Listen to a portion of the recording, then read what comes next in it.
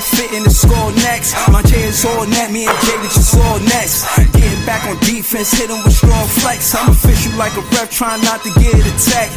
And we go hard on Brooklyn, that's a promise. Watch me like a Cam, cause it's my time. Nigga, watch me like a Cam, cause it's my time. Switch, they can't guard me, especially side the Barclays. It's been between crosses, I can score with both hands. Midi flawless, and I get to paint like an artist. I'm a boss smith, so you should respect my handle. I see the big picture with the Nets like a mantle. In the future, I see us as champs too. And when we do, I'ma do a Brooklyn dance move. To stir that whole Millie rock like a fan do. That's a bet like my parlay on FanDuel. BROOKLYN, BROOKLYN,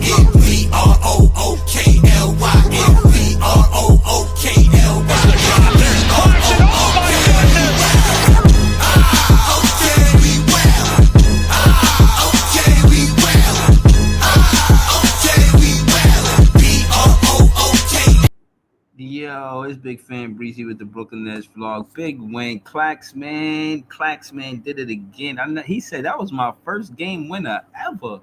Yo, man, I gotta give a big shout out to Claxton, man. We gonna talk about Claxton all night, man. Shout to the team takers, man. I know y'all out there hurting right now. Yo, listen, I got love for y'all. I'm not saying Claxton is the man, the truth, and all of this and that because he won the game and we don't need no high draft picks. Take it easy, you guys. But he had a good game, and we got to acknowledge what happened tonight. You know what I'm saying? His first ever game winner ever. If you watch the post game with Megan Triplet, he talked to her and he told her that. He said, yo, that was my first game winner ever. So, you know. Oh, hey, Asia Robertson, what's up? How you doing? How's everything? How you doing? A-Train, shout out to A-Train, ADAR-SL, Asia Robertson, Leaf Diggy. This is JTV, Player One, Damon F, Tony Tom, the tip off of Brooklyn Nets podcast. My guy Joey BK, Nets fans is the best fans. I got a lot to say. I'm finna throw the link in the chat though. Let me see. Zaire Williams, he needs to stay on the roster, bro. I heard what PT and other fans said about this and that. I'm signing Zaire. He's got to be on the team. Cam Johnson, you already know what it is with him. He was 1 for 9 behind the 3-point line, but he was 7 for 17. I mean, take it for what it's worth. Claxton, the man of the hour, 7 of 11, 16 points, 5 blocks, and a big block at the end of the game. 16 and 9. He had 3 offensive rebounds, 6 boards. This is the Clax that can stay with the team. This is the Clax that hit. You see him hit that little floater. You see what he doing. You see how he, you know what I'm saying, playing. He getting better. It's like he getting better. He just looked like he getting better. Keon Johnson hit a big 3. Trendon Watford playing bully basketball. Trendon Watford is pretty much the only, I won't say the only one, but he's bringing bully basketball back to the Brooklyn Nets, and I like it. Trendon is trending, as my guy, this is JTV, would say. Yo, this was a good game, man. This is a good game. I know it's supposed to be tanking this and that, but listen, at the end of the day, as far as entertainment, was I entertained? Yes. Shout to Cottage 81 in the chat. Shout to all the Nets fans. We the best fans. Shout to everybody in the chat. I see it's 30 people watching. We trying to get the 1,000 subscribers. Subscribe to the page. Ray LM is in the chat. Shout to everybody that I did not mention. My guy A-Train, maybe. I think I mentioned everybody. This is interesting to see, man. And the stat that I seen by CJ Holmes was one of the most interesting ones about the defense. I have reposted it to my page. Shout out to CJ Holmes. Yeah, the defense is tenacious, ferocious, impenetrable. You know what I'm saying? This defense is relentless, vicious. I mean, yeah, of course, you know, there's teams that's gonna, you know, actually score on us, and you know, there's gonna be times where we can't stop teams and whatnot. But it is what it is. Listen, I really feel like This is we set in the culture. We set in we set in the culture. Here you go. The Nets finished with 10 steals, limited Philadelphia to 42% shoot, and have allowed 97 points 90 per game since January 29th, the best in the NBA over that time span. Bro, we are hooping out here, bro. Like really hooping. It is serious out here, man. Listen, I hope y'all tuned in, man. I hope y'all know that at the long and short of this, whether you a tanker or not a tanker, the identity of the Brooklyn Nets is the focus on the defensive side of the ball. And for one, I'm impressed to see that kind of defense. I'm impressed to see Jordy Fernandez coaching it up. I'm impressed to see him taking timeouts when necessary. I'm impressed to see him doing the sharing the minutes the way he did. And like I told y'all prior, he runs a 10-man rotation. He plays Zaire Williams, Cam Johnson, Nick Claxton, Keon Johnson, Killian Hayes, all big minutes. All big minutes. You know, Trendon Watford, 24 minutes. Very impactful out there. Jalen Wilson even knocked down a couple of threes. I was surprised. You know what I mean? He be going on shooting slips, but he played good. You got Dayron Sharp out there throwing bodies with MB. You see him physical with MB. 7 rebounds, three defensive boards, or 4 offensive boards, holding his own. Shout to Tyrese Martin. Shout to Reese Beekman. Yo, man, this is an entertaining game, man. You know what I'm saying? But I'm not fitting the whole jar. You know what I mean? I'm gonna throw the link in the chat. I didn't think we was gonna score 40 points in that first quarter. Like, wow. Us scoring 23 points, 20 points, 22 points. That's more of our style, you know. And again, like I said, even if the 76ers have a worse record than us, they got no business getting a top pick contention on prior with the recent draft picks they had. They greedy. Stop being greedy. Give to the needy. Stop being greedy. Give to the needy. Um, he said Cam. He said Cam Thomas on the floor had me weak. We got to get LM on here and see what he's talking about. I didn't see that part. Shout out to This Is JTV in the building. Y'all know I'm finna throw the link in the chat. Y'all gotta know that. I just before I throw the link in the chat. I just like to, you know what I'm saying, say how I feel about the game so that way I can moderate better without trying to put in too much input. It's for the quality of the show. You know what I'm saying? But I am big fan Breezy, so I like to run ISO sometimes. So that's me running ISO. But y'all know I'm gonna let the guys in on the panel. We're gonna get to it. But I think I said as much as I needed to say. Of course, it's going to be more conversation when the guys come on. But again, if we were deciding who goes into next season, Zion Williams is a player I gotta take on the team. I understand CJ, Clax, everybody on the fence. I'm gonna keep it real. If Clax keep playing like this, yeah, he could stay on the team. 5 blocks, 16 points, 9 rebounds. That's a complete game for Claxton, yo. And he played into the last buzzer. If you look at the last play, if y'all seen the last play, the way he got that tip in was beautiful. He didn't give up on the play. He seen the ball coming off the rim. He jumped, caught it, put it in with a soft touch. Claxton won us the game, literally. Ah, I love to see it. I love to see it. I know you tankers want to come in here and start your madness. I know y'all wanna come in here and start that craziness. So here we go. Here we go. But yeah, man, interesting game tonight, man. I don't care if we do have a better record. They shouldn't get a better draft pick than us, man. That's a fact. That's a fact. You know what I'm saying? So yeah, man. Shout out to everybody in the chat. Y'all already know what's up. Subscribe, sub up to the page, please. We got Joey BK all day. We got this J. We got Iceman the Eskimo. We got This Is JTV. We got LM. Yo, my panels be star studded. Y'all gonna have to respect my handle, man. But y'all see why y'all don't respect my handle when y'all see my panel, man. And I be cooking by myself. I like to think so. I like to think so. I'll be cooking when I run ISO. You know what I'm saying? We got SL on the panel, Leaf on the, you know what I'm saying? We got everything Brooklyn Nets, John in the studio, fitting the B on the panel. We, you know what I mean? We out here cooking. But we're gonna keep it in the order that the fans got on here. I'm not gonna be long winded. Y'all heard me for 10 minutes. Thank y'all for tuning in. We gonna as my guy Joey like to say, we gonna go to Joey. He says win, lose, or draw, we here. We Joey BK all day. We won tonight though, and we here. Talk to us, Joey. What you thought about tonight's game, Brody?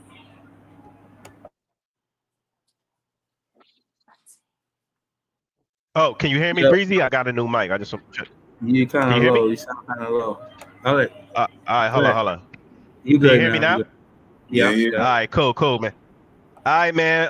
This is a bittersweet game, man. Like, I never want to lose to the Sixers because I hate them so much. But then, this game had a lot of tanking implications, so it was a bittersweet game. But it's whatever. Like, I'm not mad about us winning. To get into what I saw, the Sixers were asleep at the wheel in the first half. The Nets played good team ball. They moved the ball around. They shot the ball well. They played gritty defense. Trendon Warford was a man child out there tonight, man, leading the charge with CJ. And I know he's a butt of a lot of y'all jokes, but Keon played well, man. Keon was going to the rack, dunking, That was beating That nice. Paul dunk That was George. was nice. crazy. Yeah, beating Paul George off Respect the him. bounce. Call him KJ. Breeze, I you, call you him. nah, I because call, earlier Breeze said, yo, if you want me to call him KJ, he got to start dunking like KJ out there. I He got to call him. really put up some.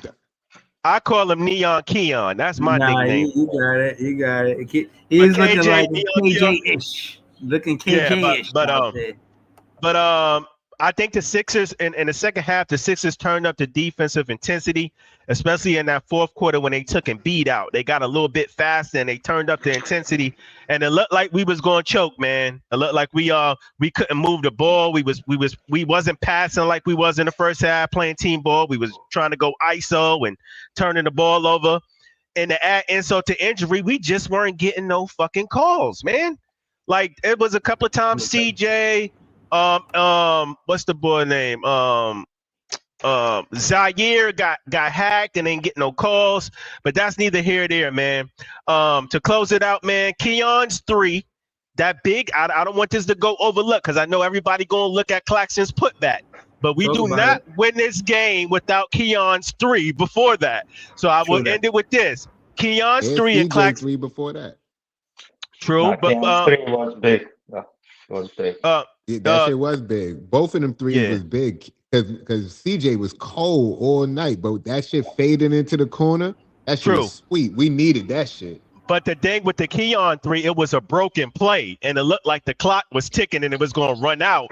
And Warford just threw the ball to him like on some reflex type shit. But yeah, Yeah. like I said, Keon's three and Claxton put back close the game. I know I'm hard on Clax, but he's been excellent like these last 10 games. I ain't got When nothing he bad to put say that about him. mask on, he's Um, Claxton, man. yeah, man. I mean, that's all I got, man. Passing it off to the next panelist. The next one is Eskimo. Eskimo, talk to us. What you seen out there? Talk to me about Zaire Williams and Trendon Watford, man. What you think about them two? All right, first, I'm gonna say it. I missed a lot of the first and second quarter, but I ain't like the way the game was going. You know what I mean? I ain't like the way the Sixers. Nah, I agree with Joey. Like the Sixers look like they didn't want to play, and every time I see Paul George or Embiid not scoring like the way they supposed to score, that tells me they trying to lose. So you know what I mean? Nah, I ain't like that. You know what I'm saying? nah, Paul George is trash and Embiid is hurt. Nah, but bro, you see how MB was playing? You telling me I heard MB can't give Claxton the business, bro? Claxton was giving No, him the Nah, business Claxton was tonight. giving him nah, work because he hurt, bro. He could. nah. You Yeah, heard? Did you see the interview at the end of the game? Clax said they had shaky legs out there, and we took advantage because this yeah, nigga MB, that knee he got, he Yeah, cannot move laterally for real, and that's why he That's a kept fact. settling for mad threes. He can't yeah. That's a move. Hold on. fact. To add to Ice and J. he took 6 3-pointers and missed all 6. He took Yeah. 13 shots, 6 3-pointers. He missed all 6 3-pointers. And we all know is that because he didn't want to run under the 3-point line and have to run the 94 feet. He didn't want to do that because that knee is gingerly. It is. Yeah, Right. and I seen him grimacing a few times on that knee, like grimacing. That's why. Yeah, Embiid is fucked up out there, y'all. But hold on, Yeah. Iceman. Why did he dive out of bounds like that if he trying to protect his knee, man? Hey, You seen that? but that's what I'm talking about. That right there tells me that he be on some BS, bro. You know what I mean? Bro, it was because they was getting booed crazy, and he wanted to try to show some effort. Nah, bro. If you want to show effort, really, just back Claxton down. You know what I'm saying? Back him down, draw the double team, kick out. You know what I mean? If you really want to show effort, Claxton, he always beat up on Claxton. You know, Claxton can get his get backs here and there, but he can't though. You know what I mean? He can't on that ankle, he can't. Clax violated him tonight. Yo, Adar, you gotta fix your mic, bro. Right, that's going to you gotta fix your mic, bro. But that I want to hear what you're saying, but yeah, you sound like you drowning. Like but did y'all see the fadeaway Clax hit? Yeah. That fadeaway was looking Jordan-esque. He went for the spin, turn around, right on. Jordan-esque. I like that shit. Let me talk about Zaire real quick. Let me talk about Zaire real quick. Right. Go ahead. Talk to us about Zaire. Zaire. Defensively, he is he's a menace out there. He getting a lot of tip steals and deflections and stuff like that. But his offense, the pump fakes, the jab steps, they was working heavy tonight. The pull ups, you know what I mean? He showed that he got some offensive skill, and he's not just a defensive guy. And we know he's not. So he was looking good tonight. So I'm gonna pass it off. You know what I mean? I'll pass the rock. Yeah, I think Zaire should get a rotation spot next season.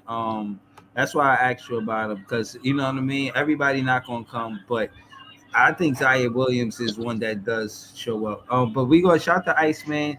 We gonna come bring it back to Iceman. Throw your link in the chat, Iceman, so they know where to follow you. Jay, talk to us, Jay. I know you was excited about the game. I was setting up the page when you called me. Jay called me right after the game. Talk to me, Jay. I forgot what I was about to say to you. I was about to say something specifically, but I don't know, bro. I thought it was a good game, bittersweet though, because I feel like Jordy makes a lot of coaching decisions that I wouldn't make. Like he was taking people out the game when they was hot.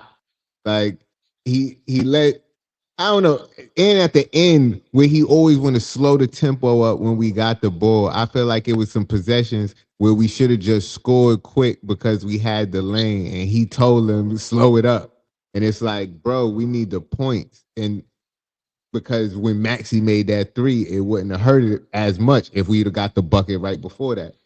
But besides that, Keon Johnson was out there getting steals. He got a few good steals. He yamming it on people. And he got a block. He got a block too, I think. Yeah. Facts. And then DJ was having an off night, and we still came through with the win.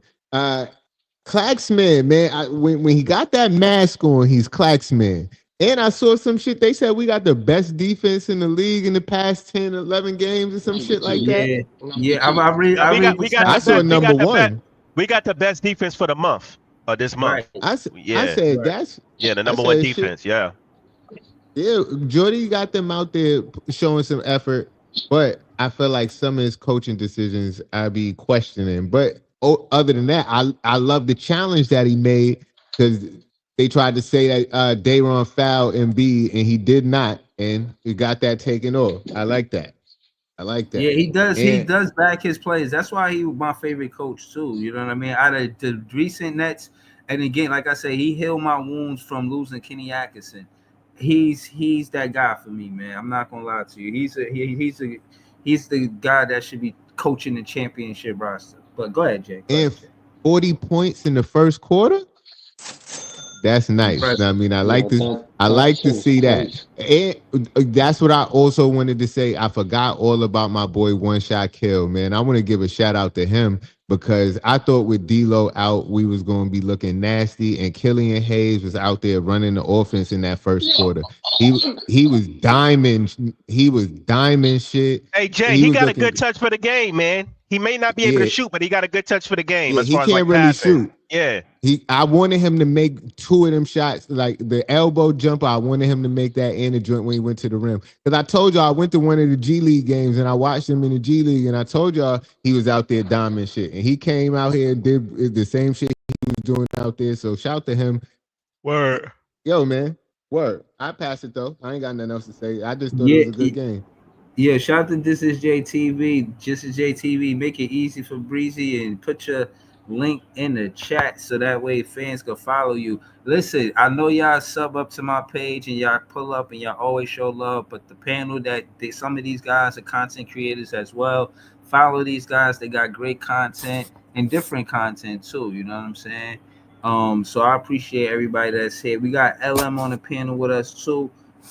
Talk to us, LM. What was you saying in the chat, LM? What you said? Yeah, said something. Mm. Oh, no, I was talking about I think after Claxton hit the game winner, I don't know, because it's usually rare to see him like that excited because he barely show emotion, but Cam Thomas was running on the court with him. Nah, but he But ain't if run. you He ain't run. he He ain't run walked. though, he definitely was walking, He but walked and then put his hands up like, yeah, yeah. I watched that part. That was it. yeah, yeah, Everybody yeah. else I was just weak, ran over there. yeah. He walked like he still had to Right. keep his cool shit on. Yeah, Mm-hmm. like I just found that mad funny. But I'm not even gonna lie, tonight's game was really interesting because I do Very. think that um obviously, a lot of people, and by the way, PT, they played their whole squad. I don't know if you listening, but they played their whole squad, so I think That's they a just fact. trash, bro. I They just are think they trash. trash. Yep. They Yo, not LM, taking, I they said the just dirt. same thing. My man from Philly was like, "Oh, we tanking, we tanking." I like y'all wasn't saying that in the beginning of the season. Like y'all just Yeah. trash, bro. Yeah, they Like just trash at this point. There's nothing else to say. But I do think, however, something is wrong with. I feel like Embiid is time is up. I think if facts. I'm Philly, I'm looking to trade him or to do something with him. Yeah, his time is up. Maxi is looking like the clear guy you should build around at this point Facts. because he's the And only one out PG there really. Yeah, PG yeah, looking yeah. washed. Yeah, and Fiji too. I think Hard at this Cash point, P. Tyrese He need to Maxey is be the up guy you here with should be us. looking at. You know what I'm saying? So, Nah, he but other than shouldn't be my You're talking competition. like, He yo, shouldn't be my trade them and competition, this and man. He should that, be the but Brooklyn Nets they No, just competition. signed brand new nah, he contracts. should Are be you up here with us, serious? man. Just get podcast P a spot, man, right here with the Brooklyn Nets podcast, and he could But talk Podcast P about the just Brooklyn signed Nets a with us. bankroll. Are I you should invite him serious? to the show, right? I should He invite right Podcast P because to he the could talk show. about the Brooklyn Nets firsthand, how they be busting his ass. Because I but ain't in the gonna I don't hold last you. know. I game, don't know He about going trade. he I don't going think hold they're on, gonna trade. look. In the last game, he only scored Ain't 2 points. nobody taking that This contract. game, he Are got you a game exactly winner serious? scored on him. exactly. Ain't nobody taking that contract. Like he gonna be in Somebody Philly wants for a to while because he ain't got no value. No, He ain't got no value. You I'm talking about you thinking Embiid, hold Bradley not on. Beal Paul But George. contract is Adolf, hold back? Oh, okay. Yo, Adolf, come on, man. Adolf, Adolf SL, let LM finish. Like, we But on the way to you. We on the way to you right now, but SL. on our side of things, yeah, I've been saying with Breezy, Zaire to me is a keeper. Like, if you seen he's hounding these dudes all over, he's all over the court. Like his defensive potential when he's only what 22 years old, like you can that he has the opportunity to really be a good bench guy for us in terms of a 3 and D wing. If he can get the catch and shoot game of his down, yeah, we got something there. Mark Um, those words, bench guy. but I like what I seen from Zaire. Okay. That in and out with Keon Johnson was nice. What Jay was talking about with when he did the in and out on PG and then he got that dunk. That Yeah, was that a Yeah, was that, really tough. good That move. was That was tough. tough. I got to give yeah. it to him. I give credit when it's due. You know what I'm That was saying? like a That breakdown was a play tough too. It was move. like 5 seconds left, and he, you know what I Uh, mean, broke the defense. yeah, He put so I P got to give it to him. he put PG in a blender. He ain't know where he was at. Yo, MB He was looking up like, yo, I didn't know that little dude could get that high. Facts. yeah. Or Trendon Watford was And B bullying don't Paul jump George. neither. He don't lift. He ain't got no jump. I ain't His seen him knees are jump the Uh, shot, whole bro. game. His It's knees are over. He shot. probably had like It's two over. rebounds. and, He and had yo, two I'm with rebounds. bringing Trendon Watford back too. Like the Oh, way of he course. Hell yeah. Watford was Yo, bullying did you Paul see what George. Like Trendon did to PG? Oh yeah, yeah. Oh Watford was yeah. bullying Paul Yeah. George. Yeah, that's a good one, Jay. He bullied the shit out of PG. Yeah, like Bully and ball. mind you, if this was like OKC PG or something, this be something different. But like he got It that, he saw 6'8", That two technical twenty. was Like he weak. could, ain't. Because he can PG really attack tried to certain play angles. defense on that pick. Yeah, Uh, like he can Trending can attack certain angles, and he got too much size on him, pause. So it's like you're not gonna really be able, you know what I'm saying, to stop him easily. Yeah. He's not somebody you can attack just because he's just so tall and he got the size. And you know So what? And you know what else though? Oh, he's the only player that really played with his back to the basket on our team for real. Like That's a fact. yeah, he's looking for the that's pokes. true. He's looking to poke you up. Like, oh, this is a mismatch. Give me the ball. Like, Yeah, that's a part of his And one game. thing that I Yeah. do like about you got to one get thing I trending will off of address too is next that I week. like that this team, Horty got this team, and I feel like it was lacking a lot of times, but these they cut a lot. Like on like Keon, Zaire, like you can see them on the cutting lane. They not just standing around being They not stagnant, settling waiting for a three. threes all They the not time. settling. I like that from this team, man. Like I like the little things to see in terms of how Horty don't want them just standing around jacking up threes. Like nah, attack But the paint and beat on a LM, bad knee. You know what why I'm is he saying? going Like back to that in the fourth quarter though? Like in the fourth, I don't know. because I ain't like that either.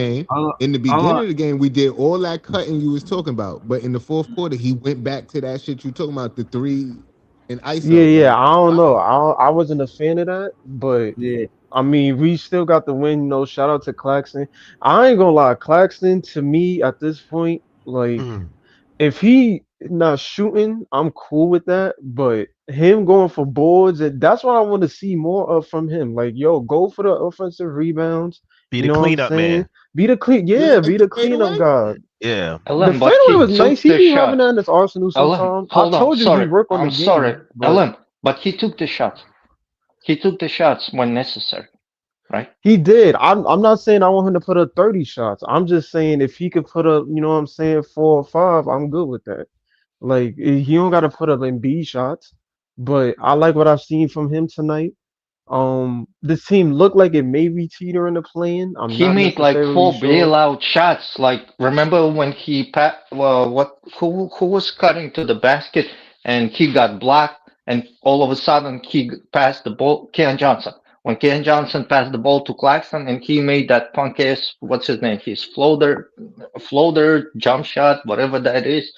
He made that and all of a sudden that game turned out to be a 10-point game again. And all of a sudden we started to take the tempo back to us. Hold on, Yeah, SL. Clark, like I just Hold on, SL and LM. LM, pass it to John. Everything Brooklyn is John, just so we can get the SL and Leaf and I AJ. bet. But I'll just wrap it up with saying this. I think we are teetering around a playoff spot. If that is the case, I don't think we'll go to the playoffs. I think that's where our run will be over. Me personally, I'm not a fan of it. we're But not making playoffs. realistically, you know, I do like what I've said from the beginning. I wanted to see this team in terms of player development improve. And I've seen that. Horty got these dudes playing their hearts out. Yeah, y'all can say, yo, they fighting for their NBA lives, but they still gotta go out there and play. It is what it is. I just chalked it up to Just it is what it is, and they gonna go out there and play. They're not going out there to lose. And Horty is building some sort of culture, and the college prospects is looking at that, whether y'all fail to recognize it or not. This is a team that they gotta look at and be like, yo, I like what Horty building over there. I like the trust he got in his players. I like the things Yeah. that he doing. Yo, if the lottery ends a certain way, yo, I don't mind putting Brooklyn as part of my my teams where I want to build my career at. You know what I'm saying? So Yeah, nah, me, I'll leave I it know at what you're that. saying. Me and LM on the same page when it comes to that. We're gonna go to everything Brooklyn Nets, John. John, how you doing, John? You okay, man? Oh man, freaking fantastic! I mean, look what Jay said. This was like a movie what these Brooklyn Nets players saw, but this was a real life movie tonight. This team is—I call it the Junkyard Squad. It's full of superheroes. I mean, look, we Yep. got It's da the da da da da junkyard da da dogs, Clax, man. man. Da da da da. I mean, when he puts that mask on, guys, look what he did tonight, man. Super Clax came out tonight, and not it was just him. We also had Zaire Zilla tonight, man, with 11 points, 7 rebounds. We also had Mr. Fantastic Keon using that elasticity to get that dunk. Oh man, that was a killer. And then we had Take Commander Gillian with a nifty 6 assists. Oh, we With the cannot forget about Titans. and we cannot forget about Trent and Boogie Down Waffle Man with those dance moves, man. He is cutting some people's legs on that court right now. Woo! And oh Trenton man, fully down. and Hulk smash Dayrod. Oh my gosh, this guy's killing it with the rebounding lately. And we can't forget about Reese Speakman with his nifty defense. I mean, Ghostbusters. guys, we are full of superheroes on this team. So it doesn't really matter where we end up. We have the Junkyard Squad. Better than the Avengers. Let's go! We got some I dogs. love the Junkyard sarcasm. dogs. Yeah, Listen, the all right, sarcasm is just seeping I out. love the sarcasm. on some serious business. Wait. On some serious business, though, to Ice Esco's point, it was kind of a really horrible game from like the first half. I mean, the 76ers felt like they were done before the game even began. There was no fight. The only guy that fought tonight was Tyrese Maxey at the end of that fourth quarter. Facts. And that leg is cooked, man. They can put 20, 30, 100 million bandages around the guy. That slate of concrete is not going anywhere. And then I Paul know George. Oubre. And then Oubre Paul tried George, tonight too. oh, he tried a little bit. And Paul George, that guy's a tranquilizer away from being out of the game. Like, I don't know what they're doing to him, but sit him down. Like, but Yeah, I'm at the end, Yeah. telling at you, the end, at the end of the day, though, this team wants it, right? Jordy wants it clearly. We're half a game from playing. I don't know where this team is going. Do me, LM, and some of these other guys think this is the right direction? Hell no, but we'll see. At the end of the day, Shawn Marks and Joe Nah. Desai like to live on the edge, and let's see on May 12th whose gamble pays off. Theirs or the one that we wanted, which is to do this right. So it'll be fun to see how this all coincides. But yeah, it's a Yeah. crazy roller coaster ride. See how it Oh, play out. boy. Dennis Let Milton me, dropped a hold on. bomb in the comments, man. Right. Hold on. I just wanted to add to that and say, first, Tucson. this is hilarious. He said, "All without Tucson." Second, Without Tucson will- Tucson. Oh, right. one Got the more next, guy. we got the Who next else forgetting Kawan out here, somebody? Joe. Hold on. Also, I wanted to say that thank you guys for helping me get through this season. Because if I had to do this losing season by myself, bro, that shit would hurt my net fan soul. So y'all helping me get through this. So shout to everything booking this job. We're gonna keep it going. We got SL on the panel with SL. Talk to us. You had a lot to say, man. Just overall, what you think about the state of the Brooklyn Nets right now? Talk to us. Garbage. Adar, you there? Yo, All right. Adon. All right, we're gonna come back to SL. We're gonna come back to SL. We're gonna go to Leaf though. Leaf, talk to us, Leaf. I know you did the play-by-play. I had tuned in. I know I don't do a lot of chatting in the chat. Sometimes I just be watching, and I seen the Oh, chat. my bad. Can you hear You me? still getting ace, right? Yo, SL, you there, SL? Yeah, can you hear me? I'm sorry. I put Yeah, I can myself hear on you. mic. I I put can hear you, myself bro. Yes, sir. on Yeah, mic. right. I mean, on mute for a second. So I was like, let me hold on till John finish.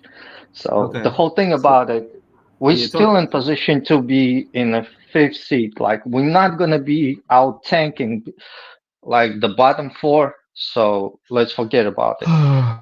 But the whole thing about it, let's look at the rest of the team, and like we know the lottery is a crapshoot.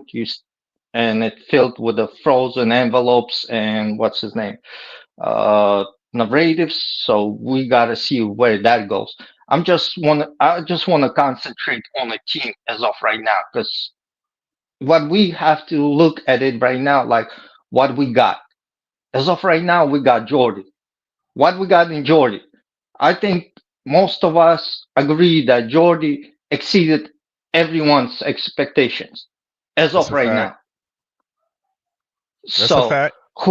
what we got else? Zaire Williams, salary dump off this summer. what we got in him. Most people, I think, got impressed with him, right? I think that. More or less. Uh, then we got Cam Johnson. Worst contract to be talking about, right? So what we got right now? Most teams want him. What we can get, what we can do with him come draft night? Can we trade him up? Can we move up the ladder? I think we do because most teams just didn't want to do it because of the new CBA. Let's be clear. We got Nick Claxton. Lakers still showing up. They still want Nick Claxton apparently. Just saying. Then we got. I can go down the roster, but the whole thing about it, Too much. if we concentrate on this team, we got pieces. Once we gonna put couple players, I'm not even talking about Dylan Harper right now. I'm just saying, if we're gonna get Diego Damian, couple other players alone on this roster, and we can tank next year too, or get another star like those stars that want to be here, that keep saying they want to be here. I'm just finished on that. Nick Claxton, yo, stay away from my boy right now. My boy tonight showed up. He finally showed up and showed everyone, like, listen, I can ball. I mean, it's not only tonight. It's been for the past 2 weeks. Dude was balling. ACQUE. Just give him a break. All Just right, Yeah, shout out Ada. He killed Todd Gibson twice, man. That was excellent effort from Claxton. Hold on. Shout to ADOSL. Thank you. Claxton slander should be stopped for a minute at least. Like after this buzzer beater. Right, man. Where people's at? He like, I'm looking for Clax right now. I got it. Where people's at, man? Claxton has been earning his money these Speaking of Jaeger, Ada, I'm watching BYU right now. I'm watching it too right now. I'm watching Utah and BYU right now too. Hold on. That's why. Let's go to. We're gonna go to Leaf. Shout to SL. Thank you. Leaf. Oh, this should be fun. Leaf, talk to us. You did the play-by-play, Leaf. What do you? What's your overall thoughts on tonight's game, bro? We getting top 3 and that's it. Did you ended early, bro? Top 5 dead or alive. I don't want nobody rebuttaling shit I say. Come on, Leaf Thanos. The Philadelphia 76ers, bro, should be investigated after tonight's game, bro. Oh my god, it's real simple. And I'm gonna explain why. I mean, I think. Listen, hey, for those of y'all that actually for what I look for in tonight's game, the energy level, bro. What the fuck did I just say? I don't want no interruption. Just talk, Leaf. It's good. Keep going. Nah, keep going. Listen, the energy level with Joel on the court and the energy level with Joel not on the court was basically night and day. If Joel don't play that game, bro, I don't think we win tonight. I'll be honest with you. That's a fact. Because we had no business scoring 30-something points in the paint in the first half, ever. Mm-hmm. We had no business ever doing that, bro. Like, I mean, don't get me wrong. You making a lot of the impossible. Can I please finish, please? Thank you. Well, listen, we did play well. Nonetheless, man, a lot of guys. I saw a lot of good ball movement. I saw a lot of good backdoor cuts. I saw a very disinterested Sixers team. I saw Joel try to establish post position on a couple of plays where he usually get the advantage of Nick Claxton. After about 5 seconds, he said, "F that, I'm going to the damn 3-point line." I saw Cam Johnson have PG on skates, literally with a behind the back cross, bro. I ain't never seen that shit in my life, bro. Like the second that I seen that, bro, I said, "Yo, PG, yo, it's over for you, bro. That whole entire 2010s draft is cooked. Or you the only one left, bro. Why are you still here? Why are you still on the court? Get your ass up out of here. You're done." I saw Keon Johnson get a dunk in the lane while players was in the lane, and I only see him get breakaway dunks, bro. Like I seen that shit. I'm like, Joel need to be off the court. If Joel is not starting that game, we do not win that game tonight, bro. Like so, Yo, It's a is it fact. I don't is need. it fair to, Hold up, is it fair to No, say you making it Embiid I is just want. impossible I to just not want. I just rebuttal want to you. finish. hold I on, just. No, Let him let land the him hold plane. on, Let rock. him Let him land the rock. plane. Let I him just rock. want to fin- I just want to finish hold what on. I'm saying. So I don't need Right. to tank anybody anybody that was looking for us to lose that game tonight, bro. That game is not our fault. That game was That's all on the 76ers, bro. Right. Like, Leaf, bro, we is it had fair to Killian say Hayes in our it's fair starting to say lineup, bro. it's fair to say 70 it's fair to say that MB and PG are done. Yeah, oh yeah, they definitely done, but yeah, they done. The 76ers need to be investigated for that bullshit they No, pulled but my tonight. question is not. You can't say. Well, how you gonna say they need to be investigated and they let Embiid play? Like if he would have sat out, you would have said he need to be investigated too. It's like It's damned No, if just you do, no, dirt, damned if no, you no, bro. don't. no, It's no, just no. trash, I wouldn't man. have because No, last because he game didn't when play he the last. wasn't playing, you like nah, they tanking. They not even playing Joel. This time they play Joel. Same result. What the hell? That's a Pay They fact. just attention. ass. Jay, pay attention. The two times that Detective we J on the case. Pay attention. The two Good, times that we good. lost to them, it was because of their wing players and their backcourt players. And Joel ain't had nothing to do with half of that shit. The second game, he barely played minutes. The first game, we got killed by Maxi and a nigga that like taking TikTok or dance videos. The Yeah, but third King game, killed us. Yeah, He killed us in that game. he yeah. did kill us. The I third remember that game, game. the That's third the game that game, made me like none him. of them niggas played. Nah, Nobody played. And keep tonight, forgetting. and All tonight, three of bro, them they play. played.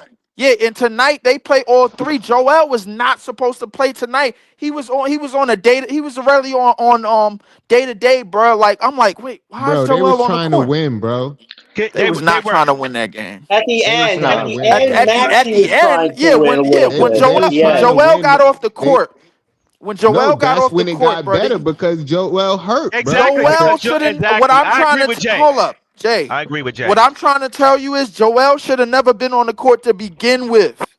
But The they got energy him. level, hold on. The energy Right. level, bro. When Joel was not on the court, bro, them niggas started turning up on defense. Exactly, No, exactly. you right.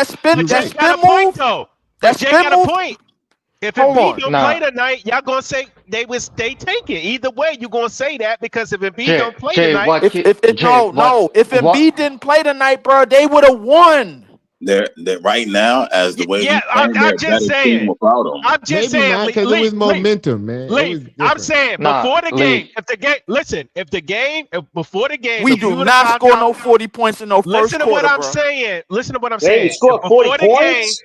Yeah, we will Yeah, score more than 40 points if and we we're would have, blowing them out hold on, because hold they ain't on. got we no went Let me center. 15 just say for this real 20 in the quick. Let first me just say quarter. this real quick. If we would have found out before the game started that Embiid wasn't playing, niggas would have been like, "Oh, the Sixers is taking. They not playing Embiid." Y'all wouldn't have said that. No. I wouldn't have said that They because we kind of still gave don't. up No, tonight. Yo, I'm Let's gonna be tell you bro. real. why. I'm gonna tell you why I wouldn't have said that because we still didn't have no answer for Maxi any damn way.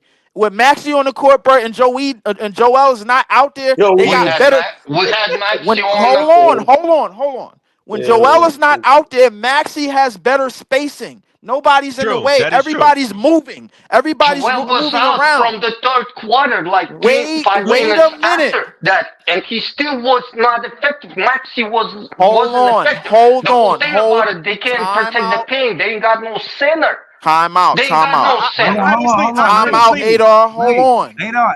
If you Leaf, look at Leaf, if you Adar, look y'all at gotta pass the ball, man. Y'all gotta I'm pass gonna it to pass the Adar. ball when I'm finished, bro. But I'm gonna make this one point. If you look at the way Maxi and the rest of those role players, Yabusele and all of them play when Joel is not on the court, it's much more spacing, it's exactly. much more Facts. energy, it's much better rotation, bro. They with Joel on the court, they basically playing 4-on-5 because they got to cover for the shit that he The can't first cover two, for Exactly. the laterally. first two But games they Leaf, had them Warner let me just say that this was real quick. Let me blocking say this real shit. quick, Ada. Let me say this real quick. Leaf, I agree with you.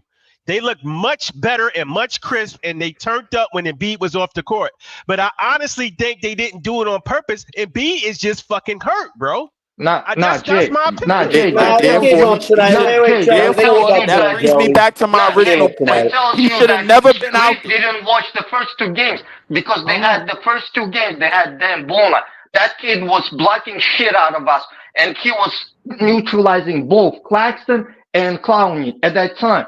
And when when they didn't start putting that kid, I don't know why Nick Nurse stopped I don't that know kid for neither. no reason. I For don't know what? neither. For whatever reason, Drummond I don't is know trash. neither. And Why that he's in brings me back NBA to my Hold on, original y'all is point. a gonna good stop. Hold question. on, y'all gotta Embiid stop. is Y'all washed gotta up stop, as of man. right Y'all now. not gonna stop, man. Y'all not gonna stop, man. Please. I just told y'all. I Why told would you y'all. kill them today? Oh, he's still talking. Damn. Oh, What is going on? What was that? that was It's the. going That was the. crazy. Pandemic.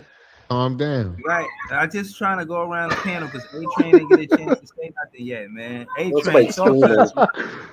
No, I was just trying to explain why we won the game, because why Claxton won the game, because Bruh, but nobody was at you the gotta center. go around the panel, bro. Uh, You gotta let somebody else talk, man. We gonna come back to you, SL. We gotta go to A Train. A Train, talk to us. What you thought about tonight's game, bro? Yeah, what's going on, fellas? Hey, What's up, Adrian. man? Joe. Man, I don't know. I kind of happy today, man. I've been hearing some good stuff. I mean, feels this good. morning I woke up, Stephen A. complaining, oh, you need to look into an investigation, getting 5 picks for Mikal Bridges and that bum ass Orange team last night that got blown out. Oh yeah, they I got mean, blown out. Them Oh, niggas that got was stepped beautiful. on, bro. I mean, I That was enjoyed every minute of beautiful. that. That honestly, was something. fellas, we put up a better fight against Cleveland the night before than the Knicks did last Yep. night, but And we Yeah, did, that's but a we still fact. got our ass beat, though. I mean, we got our ass beat, but we didn't get But we beaten did by put up a better 37 fight. points. Our Yeah, bench put up better points than their bench did last night. They only put 4 we points in the bench last night. we got Crazy. beat by Cleveland. like 12. We got I beat by mean, like They just 12. but Yeah. Cleveland proves exposed if you don't Jack, got no man. bench, bro, like you not beating And them then, niggas. and Facts.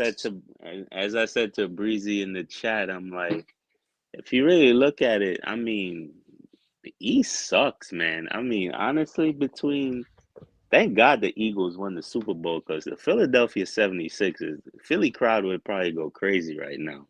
But Yeah. Well, they're honestly, definitely man, going crazy, just the wrong type. to be actually not even that far from being top 5 in lottery and then actually being that close to the play-in, it's like the best of both worlds.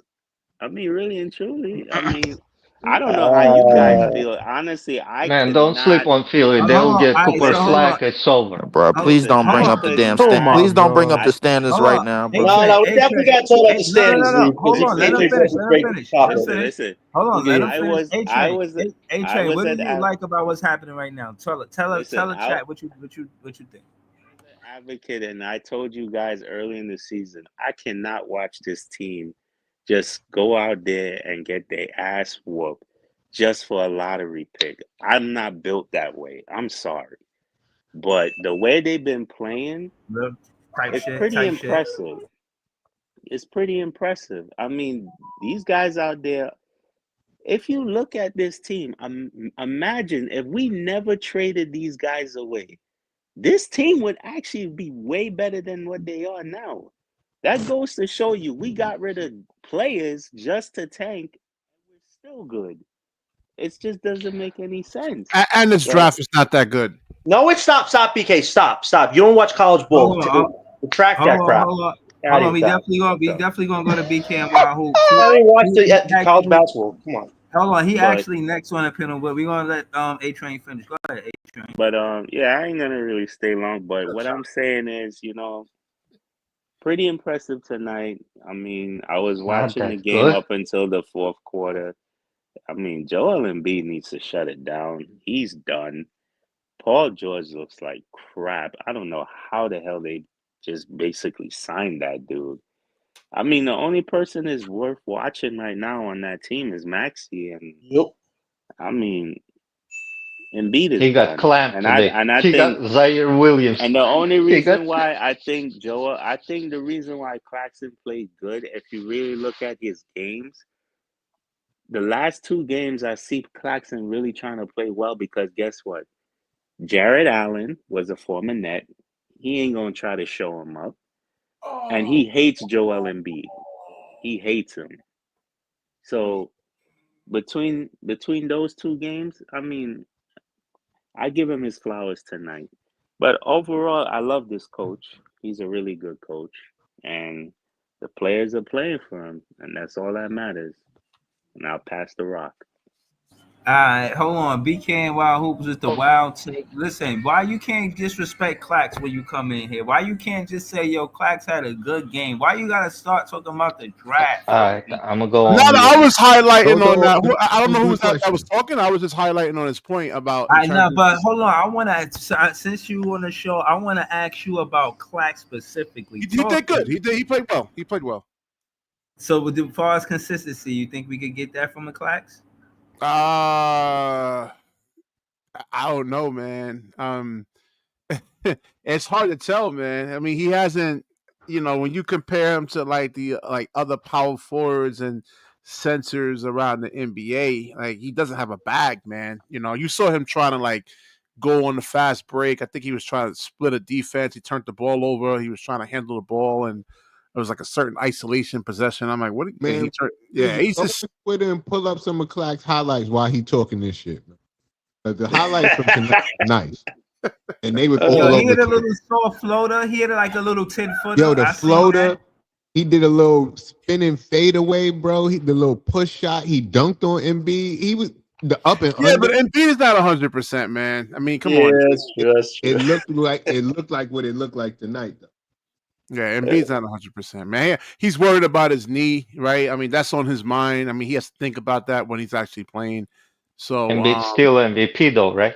MB That's can't why even they. jog on the court. He looks like That's Shaquille why O'Neal they from the should. That's Celtics, why they man. I should mean, the shut him previous down. person that was talking, I definitely agree. Like, I'm not saying the draft is garbage, but like I said, there's no Wemby's, there's no You don't Chet watch college Holmgren's, ball, BK. Come on, stop.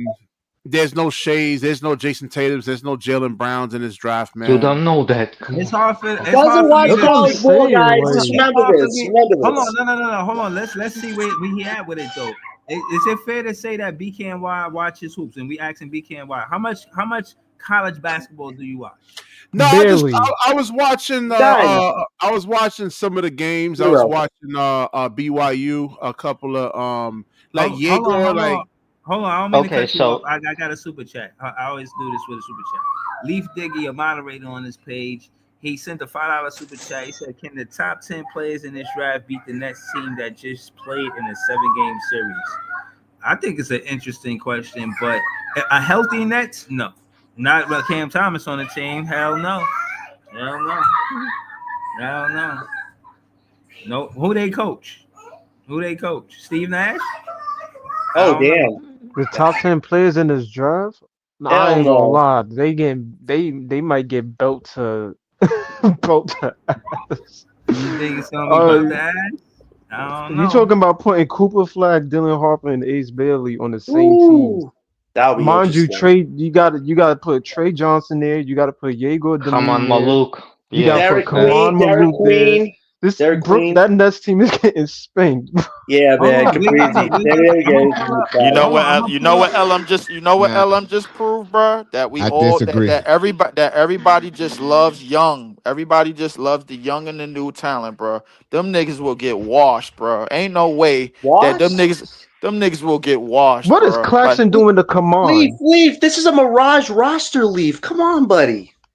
That nigga yeah, talking about the this top 10 gonna be good. What is Claxton doing to Kaman? That's what I this want to know. Mirage roster that you talking He gonna about, bro, use his Nah, was veteran He's well experience. coached. was in Nah, games against some of the best teams in the league yes. today. So yeah, Happened. I He mean, gonna honestly, Wait, he I hold gonna on. give him a Wait, the welcome Philly to the team gave NBA up. moment. Leaf. The Philly team gave up from the jump. Now, The See, Leaf, see, Nets. see, Leaf see, is see, correct. John, Come see, on, see, Leaf. see. I caught Hold y'all. on, I it says caught y'all No, you didn't John, because catch hold on, nothing, Leaf. You yes, I put the ball did. before the I game. caught you. John. I caught How you you. caught him? I How you caught you. I caught him. You know why I caught him, bro? Because if this Hold team on. It was says 30, super chat. Let us explain what he's saying. if this team was Let him finish. 35 and if this team was 35 and 21, bro, instead of 21 and 35, you wouldn't be satisfied. If this team was right? had that record, bro, and they still couldn't beat the Cavs and they still couldn't beat Boston and they still couldn't beat them top teams, guess what? You wouldn't be satisfied. You wouldn't be satisfied because the reason being is because there's still young players in this draft that's new. 19-year-olds, they 20-year-olds. Look what they could be in like 7 years. You want to wait, but on the other hand, you don't want to wait.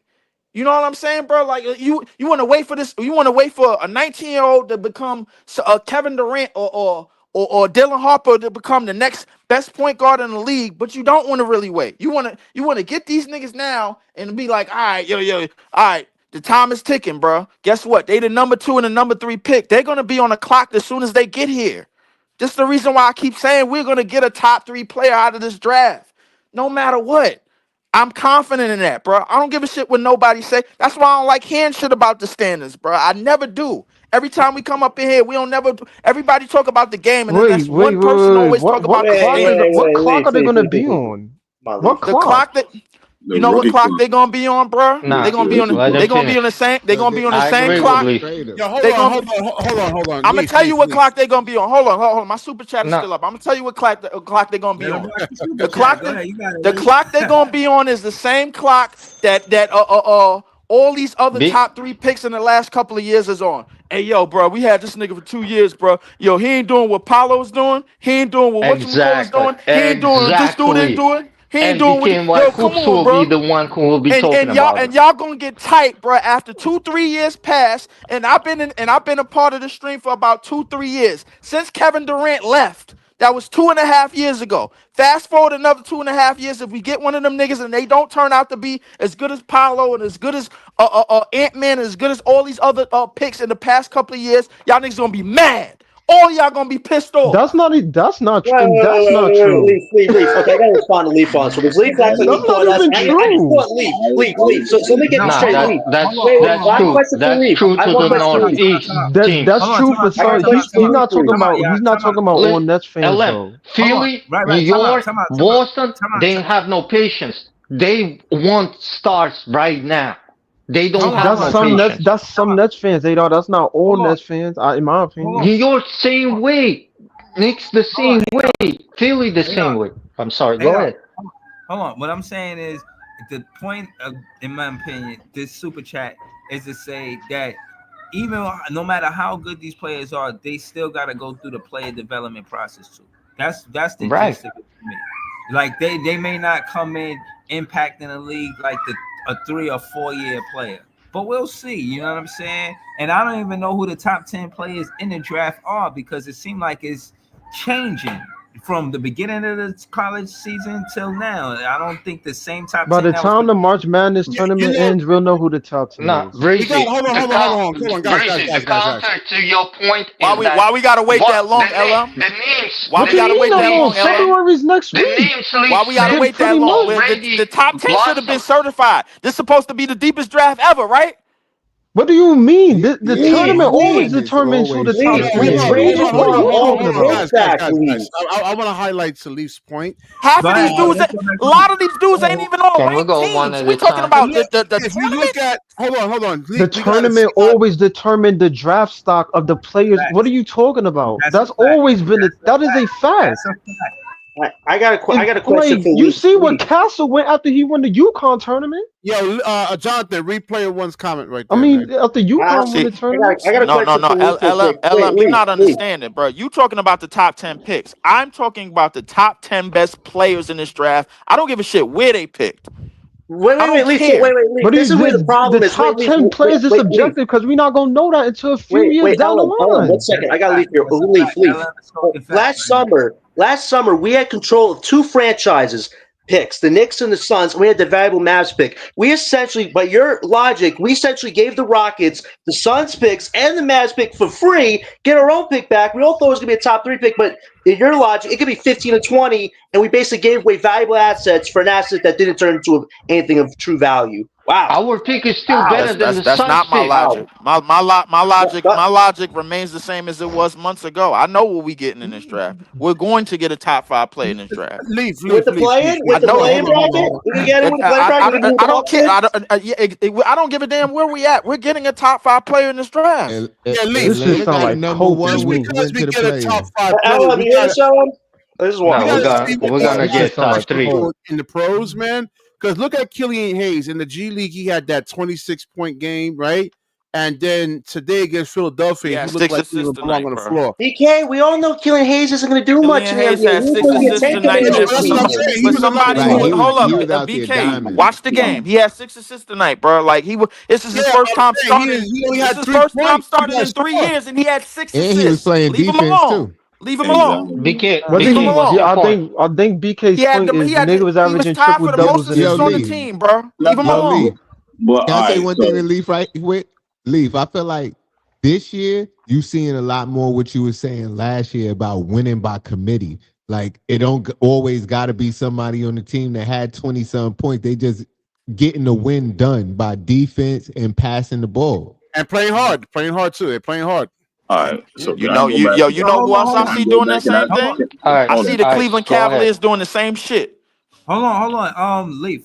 Before you do the super chat, we was at Hoops, and he said these are a role player draft. I disagree with Hoops, but I want to What? give him a chance. You said this a role player draft. You said that. BK doesn't watch college ball, guys. Well, This is why. I'm not saying garbage role players. I mean, there's some high end role players on here that can contribute So to Why like. is what's your why is definition of a Boogie role Flan at player? 6, bro? This is how I know this shit is It's a fucked up. mock draft. Leaf, it's a mock That's the draft. It's not. wrong. It's not a real one. This is a That's fake one. not the. Yeah, that's not That's the not even the legit one. official That's shit. a fake one. Yeah, but let Yo, me go What's super this back shit to doing chat. an You oh said no top one, six. bro? You don't Like, respect the guys. let me The go back to whole Killian Hayes mock real quick. drafts is different. Mock drafts differ and they vary. I'm gonna go to a different one, but we're gonna go to Hoops and Please go Iceman. to Tankathon. Go ahead. Matter of fact, Iceman, go because I know you watch college basketball and to my Yes. knowledge, Hoops doesn't. So go Ice, ahead. go ahead, Facts. So we're please. gonna go Educate back to Hoops. ice. All right, Educate them, ice. first, I'm gonna talk about Killian. Right, Killian Hayes had triple They gonna double made that? My down in fault, the Ice. Go G ahead. League, but in the G League, right, you're given if you're playing that well, you're given the opportunity to play like that. So when he comes up to the NBA, he's not given the same opportunity. He What? has to. He's a point guard. He He has has the ball in his hands. hold up. Let He ice No, speak. has Let him to, he's not. speak. he has a role that he has to play, and that's to pass the ball. Like Lee said, he has 6 assists. He's not looking to score. You know what I mean? He wasn't looking to score like that. He's looking to move the ball. Go ahead. So, Finish up. so he's not gonna have the same type of game. If you bring anybody up from the G League, they're not gonna have the same role. They're not gonna have the same opportunity. They got to work their way Exactly. in and do that. Now, as far as the college draft, I think y'all like you don't know what these players are, but still the talent that is in there right now is unreal. Is unreal. Like We Trey just saw Johnson. Jeremiah Fears just went off tonight. Hey, don't talk Right? about my boy like that, right? Yeah, but yeah, Jeremiah, nice. Jeremiah is, and he wasn't supposed to be a freshman. You know what I mean? And he worked his way all the way up to the first round of the draft, being a freshman, and he just turned 18. Like there's super talent in there, and people just sleeping on the draft. I have no idea why. Like LM just talking about Trey Johnson. Trey Johnson is one hell of a shot maker and a scorer. Like, you know what I mean? There's only one Trey Johnson in that draft. There's only one Ace Bailey. There's only one Dylan Harper. There's only one Cooper Flag. You know what I mean? Exactly. There's only one of them. Ice Yeah, also but mentioned. hold Ice on, 'cause also I mentioned broke Rasheed down. Fleming. Ice 6'9", 43% from three. Rasheed Fleming. I He's going to be a broke down top a lot 20. of these He's a players, good prospect man. too. Exactly. I broke down a lot of these players. Right, when Boogie Flan on Tankathon should be like 26, 27. I bet you don't know why BK he was- can't even name 10 people in this draft. I bet you BK can't even name 10 players. They actually got Trey Johnson at number 6 going to Philly since we just beat them just now. That just had to Oh, happen. that's lovely. And That's even, lovely. even with this Where are we? ranking that you're seeing 7. right here, that might change by May. We don't know Right. if that's even going to be It the can official. change in a week. Like next week, it will look different. Exactly. Like that ain't the top certified top 10. So my thing is like, what I mean, like if you're a grown man, right, and you're playing against like 11, 12-year-old kids, right? Oh my God. I mean, you BK. gotta Oh, look here we like go. damn BK, man, we like got 12 LeBron some of these James, guys man. are, of course. When you Yeah, start Of going course. against Division I athletes, right? I mean, BK, you wanna have to have BK, power. you gotta harp all the retire that time. one. You harp all the time about Paulo Banchero, right? Yeah. Who's 19 and he looked like he's 6'10", looked like a grown man. You see when he came into the league, he had no problem adjusting, right? So No. why is He that had the case? skill, Why though. is It's not that? just about he had skill. He can handle the basketball. Like he could put the ball on the Dylan floor. Harper right, have but a skill. Ace Bailey have a skill. What's his exactly. name? Cooper Flag have a skill. Stop. Don't bring up Oh my God. This is You don't watch wild. college This basketball, guy, yo, Adolf. Ice, can you send Luke some of your film studies, Ice, to YouTube? Because I think you would definitely help Oh enlighten this guy's God. mind. Oh my This guy God. I doesn't got do you, film bro. studies right, I really. got I you, bro. did 2 film studies on Thank H. you, Bailey Ice. already. You did 2. We've been Listen, telling you. VJ We've been telling you to watch is a college since monster. October. Yo, Edgecombe is rising up the rankings, guys. Look out for him, man. He's rising up the rankings, like literally. But He's the gonna be good. point, but actually, the point that I want to address is the fact that with Leaf's point, I don't think, and maybe I'm just speaking for myself here, the expectations is always high because regardless if they was on our team or not, the expectations on 1 through 3 or 4 is always going to be high. Doesn't matter if these niggas is getting drafted to Charlotte. It's always going to be high. Any Why? Because they are the best of the best. They are the elite of the elite. These are the players that a franchise would want to build Yeah, around. So of course the LM, you're right, expectations is but at the always going to same be time, high. you have to understand where's the highest boom or bust. Like in this draft, the highest boom or bust, there's 3 players ranked over there. It's Ace Bailey, VJH Com, and Haman Maluk. They got highest ceiling and they got the lowest floor. So you gotta Yeah, but even anticipate which Luke, player has the where's the drop off ain't gonna hurt you that much. With Ace Bailey, you can be like you can draft KD or you can draft Cam Reddish. That's what you gotta understand. How That you is true. that's why you GM. I mean, That is a I nightmare remember scenario. I was hyped on Age Bailey like when I was watching them in high school. I'm like, yo, the Nets gotta get him.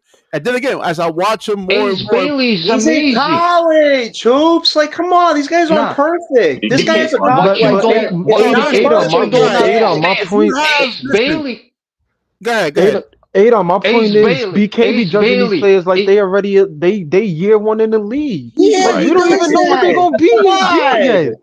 This guy's They a didn't even get Exactly. rookie. drafted. Can I say All something right, though? listen, I if feel he like No, doesn't Let Jay low-key, chime in. LM, Let Jay that's the chime in. whole Let Jay point. chime in. What you looking at, like there's a 30 game sample.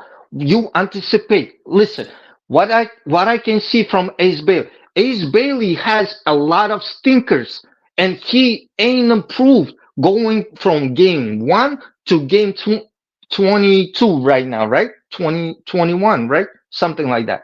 So as of right now, his passing skills ain't improved. His dribbling ain't improved. yeah, ball handling needs His, work. A his lot of work. Right. there's a No, lot of that's not work true, gotta Adolf. be That's not done. true. That's true. That's It's every not scout. it's not If true. you, It's not true. no, that's what I was it's about to true. say. I've seen Every some of the scout scouts keeps saying, saying it. What are you right, talking about? the same shit that y'all be saying, what that y'all used to say about Cam Thomas, that he chuck up bad shots, that he Nah, don't Ace play Bailey's defense, and worse, he man. need to work on his, Ace No, Oh he Bailey's is man. work not. on his passing. What You is know Ace these like guys Bailey, what? need Ace, time to develop, the right? whole thing about Ace Bailey is he's in a bad program. He's coaching what every scout keeps Right. saying. He's coaching and his talent around him is horrendous. Yeah. If Rutgers you has a put You him really in know, the bad coaching right staff. situation, you know why the then argument Ace when it comes Bailey. to Ace is to me is stupid because Dylan and Cooper Flag all got But issues that Dylan they need to exceed work on. expectation no Right. matter what. Right. And That's to But what. Alan's point, Adolf, they all have even if Ace That's why I keep deficiencies saying is this: passing the boom in or whatever. bust. You gotta look at boom or bust. Like how high is the So ceiling? you How telling low me? Adolf, that's is the the Hold on, case hold for floor? on, Adolf. that's the You case for telling me all that 3 of them. their coaching staff No, get that's rid of not the case for 65 Yes, it Cooper is. and Dylan. BK, they No, have no, a no, no, no, horrible no, no. coaching staff in Rutgers. Cooper and Dylan is different. Cooper and Dylan, they separated themselves from the rest of the team. I mean, from the rest of the draft. They own a different level. If Right. they gonna go in the next draft, they still gonna be in top 3. They Ah, still gonna be. No, they not. No, Nah, Darren listen, No, Peterson. they Wait, not. wait, Darren so Peterson is amazing. 2026? No, they He's not. That's the amazing. problem. But hey, no, I no, don't. no, no, no. That's not Cooper Not true. Flack is still gonna 2026, be in Adol. top Not three. Cooper is 2026, not Adol. going to be top Don't 3 in disrespect next Cooper year's Flack draft. and don't disrespect Dylan Harper Cooper because will they not be still top go. 3 next year, Adolf. Not That is, next year, Ador. Not next year. he will This year, not be top yes. 3 next year. Not I next Oh, year. think. I dis. Yo, I think. I Cooper's think. Flack is amazing at like Cooper Flack. I'm looking at him as a Scottie Pippen. like amazing at everything. But is he your number one scorer? Like you asking him to be a Michael Jordan? No, he never be a Michael Jordan. But Adar, he's the Adar, can I starting just say this? Adar, I'm a big listen. You know me. I like Cooper Flag. I think he's been great, number one. But if you look at 2026, Darren Peterson, AJ Banza, offensively, like 2 to 3 different levels above what Cooper's doing right now. Cooper's doing great on offense, but you put him in that draft, he's third or fourth AJ with Harper, Devance man. just got his ass handed by Darren Peterson like he got And he was sucked. Darren still go Peterson could be one, number one, Adolf. but And that he doesn't was change the still fact go that Cooper wouldn't one. be over those two. With all due AJ respect. Devance, That don't change went anything. versus Cooper Flag in this summer, and Cooper Flag was giving him business. What are you talking about? Yeah, but Hold on, y'all. I want to say this. With all of the names being said about who's who and what's what, I still feel a shot creator is the most important thing for the Brooklyn Nets. If Jordy Fernandez got the defense playing the way he does, like this, regardless of who it is, remember, the Knicks just lost to the Cavaliers, and the Cavaliers scored 140 points on them.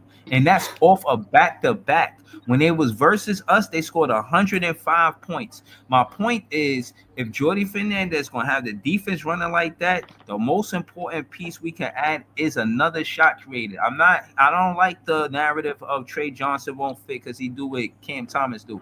If he do what Cam Thomas do and he's 6'6", you put both of them in the starting lineup. I don't see what's the misunderstanding.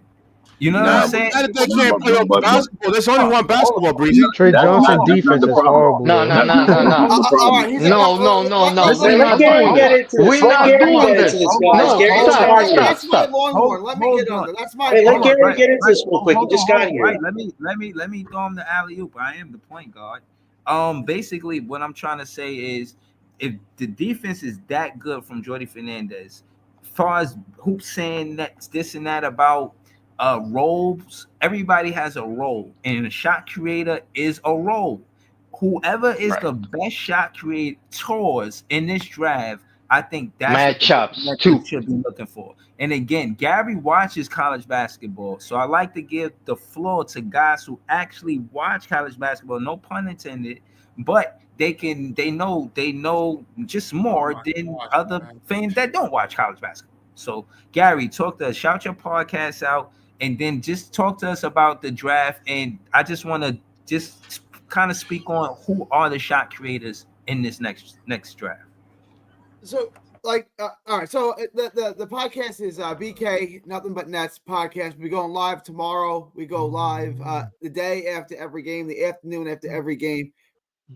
Breezy, you want to join us again tomorrow, 3:00? You free? 3. I'm gonna try. I'm gonna be working for sure, but I'm gonna try. I'm gonna send you a link. If you could jump on, you could jump on. Right. But to answer your question, first Trey Johnson, that's my guy. He's a Longhorn, right? I watch almost every game he plays. He's averaging 20 points a game, and that's after a slow start. He's a legitimate shot maker. He's 6'6". He's long. Who said he's a trash defender? He's a trash defender right now, but he's got the body to be a decent defender, right? Like he's long, he's athletic. I mean, he's not hyper athletic like VJ Edgecombe, but he's athletic enough. He ain't got no He's a shot instincts. creator. He's bad defender. He's trash. Right now he's not good, but if you look at his body type, his wingspan, it makes you think he could be an adequate defender. But no, I'm not disagreeing with you. Right now he's like a piss. No, in the team concept, I understand. He can be serviceable. You're right. You're correct with that. You're right. But he can play the 1, 2, 3, right? Like he's not just a 2 like Cam Thomas. You could play him at the 1 and Cam Thomas at the 2. You could play him at the 3 and Cam Thomas. I'm not comparing these guys to Michael Jordan and Clyde Drexler, right? But like just because we have a guy that plays the 2 doesn't mean we can't draft another wing. You can. You can put Trey Johnson and Cam Thomas together. You can put them at the 1, 2 or the 2, 3. It wasn't that long ago. Like when the Nets beat them in the playoffs. Here's the problem. Everyone was saying that Jason Tatum and Jaylen Brown can't win together. You need to break them up. That wasn't that long ago that people were saying that. You can play Trey Johnson and Cam Thomas together. Now that they can't play defense? It's a team. It's all about the team. You know what I mean? Everyone always looks Yeah, at individual defense. you definitely gonna have to move What's gonna Claxton, and happen? you Listen, gotta I'm not improve saying you gotta defense. lock Like, somebody down, but you gotta put up some sort of resistance. I mean, guys can't score 25 when you on 14 field goal attempts, man. Let me address that, Well, right? is Like, Cam Thomas not putting up resistance from the Right. games he's been playing? BK, I don't know. He's an Go ahead, undersized. Gary. Go ahead, BK, Gary. Hey, let me let put Gary it go. like Let Gary go. Let Gary me go. you play basketball, right? So you get this, BK, right? So Yeah. you just over pursue the three, and then you put your Zaire Williams, your Nick Clax, and you put your rim protectors in, and then you just funnel them into the paint and hope that they can block it. It's not going to be a defensive wizardry. I agree with you, right? But you over pursue the shot, you take away the shot, and if they drive, you just funnel them into the paint, and like Cleveland does, and then just hopefully you can block their shots or alter their shots in the paint. All right. Okay, No, yeah, but there's no. Hold on, now that's fair to say because that is defense. The perimeter defender is supposed to funnel shots to make it a contested shot for the center. Yeah, but Or when you look at Boston, they don't have to do that, man. I mean, all 5 guys can like guard like individually. It's not going to be. It's not going to be. You know what I'm saying? That's the thing. Okay. So like, bro, let's no, say- hold on. let's You say- talking about? Hang on. Hold on. Let Look me at say the this. team that he comparing it to. Hold on. Right. This is. Yeah, of course he mentions Boston, of course. Hold on. Isn't the goal to actually win a championship? Time out, bro. Time out. BK, are we 3 steps away from a No, championship? I mean that's the goal is to get to a championship. Yeah, hold on. Man. We're far from a championship. BK financially. Yo, Before we relax, will dog. be able to compete, Boston won't be. Go Boston ahead, team Bree. as of Bree about to start right putting now. the Jersey Mikes on.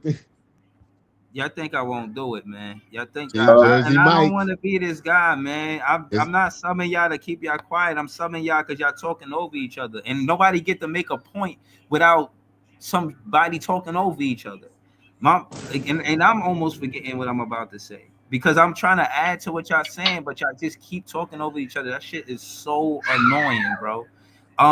But again, my thing is to the point of being teammates. They don't have to be lockdown defenders, especially if the anchors are the front court. And that being said, I wanted to ask Gary with the top pick. Would you pick him and let him run point, Trey Johnson? Well, and let I Cam would Thomas pick. I would pick him at 5. I like Queen a lot at 4, so we can't get one of the top 3. I would take Queen at 4 and Trey Johnson at 5. So I would take him in the top 5, but I would take him. I wouldn't take him. You would take. five. You would Queen? take You take Queen higher. at You would 4? take Queen at higher. 4? I would take. Right. That Queen. draft we just looked at had Queen at like 11 or 9 or I'm something taking. like that. All right, That's but a no, bold- let that's a Gary bold say why. take. Let I'm not Gary picking say Queen why. at 15. Are you serious? Hold on. Hey, dog, let him finish. Hey, Gary, tell us why. Queen's you a would say game Queen at- changer. Okay. Like you guys are gonna knock Queen's defense, right? That's what you're gonna knock him on. He No. can't. No, Not me. I'm just saying what the little graphic that Yo. Breeze had up was saying. So Queen Yeah. to me, when you watch that Rutgers Maryland game, I'm not saying he's better than the Rutgers player, but when Rutgers played Maryland, who was the best player on the court that night? No, Queen. but the whole thing. No. There's a problem. Wait, let Gary There's finish, a Adar. problem Let with Gary that finish real quick, with your Adar. statement. That game. I watched that game from the first second to the last second. Listen, that game. Listen, Rutgers is like the entire team, the big, and the way they switched. Plus, Ace Bailey had to sit down. No, you can't do it. Their guards killed what's his name? The Rutgers forwards. Who was the best player on the court? Be honest. That game, Queen. who was the best player on the court? It was Queen. The best player on the court was the beneficiary. The beneficiary was Queen. The beneficiary, because he put up the stats. But who did the work? It was Maryland guards. That shooting guard, he was killing it. He Yeah. was the one who was putting But work. Queen's put in the work this season, though, Adar. His Nah, numbers, Queen scoring was- and rebounding, has been very consistent, Nah. though. Listen, Queen is like Zebo. If you can build a team around him, if you can put the right pieces, like if you have like Marc Gasol type of big, and you have like his natural let's say power forward center. He's more like a post up guy. He's a 90s guy. He's a 90s guy who will be like in a painted restricted area. Once you put him outside the restricted area, he's trash. He can't do shit. That's That's not his true. problem. That's not true. That's either. true. Barry Queen's a really good, exciting That's center not player. true. For sure. It's And he's a strong combo. No, opinion. there- that is there- not true, bro. No. That's not true. I'll- That's not true. It's not how. No. Yeah. He can shoot the midi from the free throw. He's starting Right. to shoot the threes now. He's shooting below 45% from the 10 feet and over. What are you talking about? But he's self-creating, though. Wait, Ader. He self-creates. He doesn't rely on the point guards to do all the work like you're trying to narrate to us. He can do it himself. Something Claxton still can't do, even if he has a good game. Exactly. He needs the ball in a post, and that's where he's most creative. But if you have athletes like NBA talent, that's a different level. Imagine what's his name? Triple J. Somebody like that who can punch your shit outside, and he's undersized. I'm not sure he's even 6'9". We gotta Adar. see. Yo, Yes. Adar, the scouts that I was seeing was saying they was comparing Derek Queen to Sengun. You don't see that? No. Nah. He's not Sengun. You got to watch Hell a no. little more. You got to watch a Hell little no. more. That's just what I was reading about him. That's why I'm asking you. Nah, he's not Sengun. He will never be Sengun. So he's a Zubat. So Ader, you say he's a Zubat. It's not a Sengun? The thing, the way that you got to look if he can excel, he can be a Zebo. Remember Zach Randall? He can be that good. But why do we If he say can- that these he can players is develop. never gonna be anybody Zach when Randall they is- haven't Thank made you, the Owen. league? Thank you. Like, can y'all give these niggas 1 year to play before we start making accusations? Yo, seriously, Like, they we want our don't even know predictions what right these players is now. gonna be yet. I think when they say Sengun, it's the style. It's not just him playing. It's the style and the role that he plays. Right, as a hub in Maryland, sitting in the middle of the paint, he distributes, he rebounds. You know what I mean? He can bring the ball up a little bit. You know what I think what it is, Iceman? I think when you mention certain Sabonis players, and Sengun, they add you the know why they accolades good? to them. So they're like, yo, he can never be that player. Like, look at the accolades. Right. Look at what he's done. It's Like, the they can style. never be that player. But we're not talking about that. We're just talking about the skill Right, that the they skill. possess. Right. And he That's has what we're that. comparing. Like Queen is so bro. Like if he will be even Sabonis like type, like even if he reaches that, it will be amazing. To be frank, like it will be achievement. If he's his first step, like Sabonis, I'm not even sure he can reach that. Would y'all want Queen playing the 4? Yes.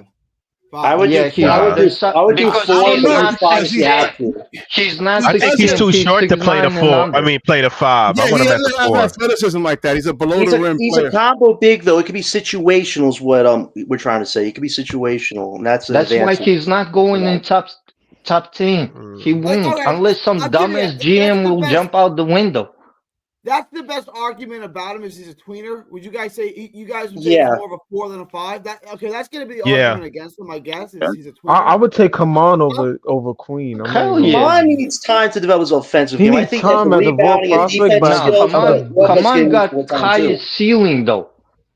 Man, I don't want to disagree with you, but it could go either way. Kaman Though. got Joel Embiid's ceiling. That's the whole point about it. If he can develop, he only played like basketball for 3 years. Once he develops, if you can teach him and if you can put him in the right situation, that's why every scout keeps saying, if you put Ace Bailey, VJH come, or Ace Bailey in the right situation, you're gonna win. You have to draft that, and we one of the teams who is that good because you know why? Because we got Jordi Fernandez. I don't know how Killian fucking Hayes is looking all right. How in the fuck that happened? This bum ass was out the league. Which is why I said BK. If you Coach put, I think Jordy if you is a put wizard, Adar. Which is why I said That's the BK. answer. I think if you put Ace on this team, to Adar's point, I think since he I don't just look at the skill set, I look at how players are on the just on their mindset. You feel me? Like how are they willing to learn? Are they hard headed? Do they have egos? That From that what we I've don't seen know. by And I Ace think Bit, but what I've seen from Ace Bailey so far, especially from what the coaches is Nah, seeing, he's is coachable. that He's coachable. he's coachable. He's willing to learn. what? Even on Nah, like he's he's very coachable. yo. He's His not the Right, mom type is a of his right. his mom is a pro athlete. He's a power forward. That thing. He comes from the basketball family. He comes from the athlete family, like pro sport yes, family. his whole Him, family Dylan is Harper, athletes. Athlete Cooper lineage. Flag. Yes, Yes. he I, is Comes from that basketball lineage. savvy. So I So would just like I all would right. just Hold He's on, say hold one on, very hold second. on, hold on. One second. he's I would just say Let me coachable. kick it with Which Evan is why for. I'm saying if he Ele- comes here to the Nets, I don't think in terms of his development, especially when you have Horty here, Horty not gonna be playing that shooting over two people BS. He's not doing that. He's probably gonna send him out and be like, yo, what the fuck are you doing? He's not doing that All on right, this team. so how is so he coachable? Because if I was a coach, I mean, that's not acceptable in college. I'm not having him take. I mean, BK, he's the You're strong breaking part down of the one bad game. offense. Wait, you're right, breaking down one Do you bad not game, and realize that's that what's going to destroy his career. Rucker's game is freestyle? They're not like Duke One bad or game. any of these other teams where it is a system ran. It is come on, clearly yo, Dylan Harper and I Ace coach, Bailey listen, I or coach bust. 11, right. 12, and 13-year-olds, right? And there's no freestyling. I'm Oh actually running a God. system. So Uh, It's a BK, freestyle I for can't really BK, believe that. BK. It's a BK, have freestyle for you? Rutgers because they have. If you look at Duke just won tonight and Isaiah Evans was the leading scorer. Right, You're not going to see that on Rutgers because none of those players are 5-star recruits. They right. dudes that they just got off the Yeah. street. If you Every Listen, really guy, want to it's compare Rutgers' them, Ace. roster It's is the hold on, two hold on. guys and the Baylor Bears. Like their roster, besides the two guys, Yeah, it's It's really Ace bad. Bailey's facts, job, Gary. and, That's facts. especially Dylan Harper's He said job the to bad make news them bears, better. though. That's All funny. right, BK, especially they've Dylan done Harper. They all got they can great do on guys, that good team. guys. Huh? that's not BK, they've true. done what That's they can not do on even that team. And necessarily true too. can I just say this too? At Breezy's point, Jordy has a defensive system. I would say if realistically, if somebody get Dylan Harper, he fits the system perfectly. An alpha point guard that can learn, be coachable, and can help Facts. whatever's on this team figure out a system. I would really like Dylan Harper Jordy with is the Ace. point. Right, and with Jordy is Ace, the Or point even guard or whisperer. even if Cooper Flag is here. Can you like right, imagine him right, working with Cooper on this team? A right. dude And to that your can point, Bro, do to be damn near honest with and y'all, a whole to be all honest with around y'all, game. I think Dylan, Ace, and Cooper are all three good kids. They're talented, but I think they're mhm. all three coachable kids. I don't I think they Yes, agree. have thank you, Joey. egos. I Just hit the agree. nail on the head. Yes, Joey. I So agree. I don't if we know got Ace, about. I don't know about Ace, but the other two BK, guys. BK, Ace has to be put on a So, weight regimen program. You're going by how skinny frame. You're going by the I know. issues. He will work on those. He BK, will. have you seen that video where Ace and Dylan is working out with Giannis? Have you seen that No, I I video? haven't saw seen. it. I'll I go look it up. saw it. All right. So in that video, right, Giannis was telling them how to get to a certain spot, the kill spots. So after Giannis told him and taught them how to do that, and he kept asking them, young players like to play fast. He's like, what's the rush? Slow it down. So during this season, I know you haven't been watching, during this season, Ace has been learning how to get to a spot slowly and get to a spot and try to pull up and shoot that shot. So during the season, he's been learning how to play slower. He'll speed up sometimes, but if you watch him, he'll get the ball top of the key or on the wing, work his way to the post and get to a spot and try to pull up from there.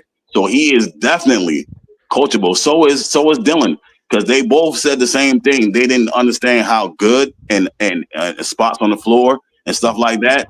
So they was trying to learn that from then on. They start changing their game a little bit to what Giannis told them. You know what I mean? And And Ice they to coach. add on to that, right? Uh-huh. Another thing about Rutgers, which I don't know why they sometimes do it, but if you're watching the games in terms of Ace, yeah, I don't think you're necessarily going to see the fluctuation on Ace Bailey's playmaking because Dylan Harper is running the offense.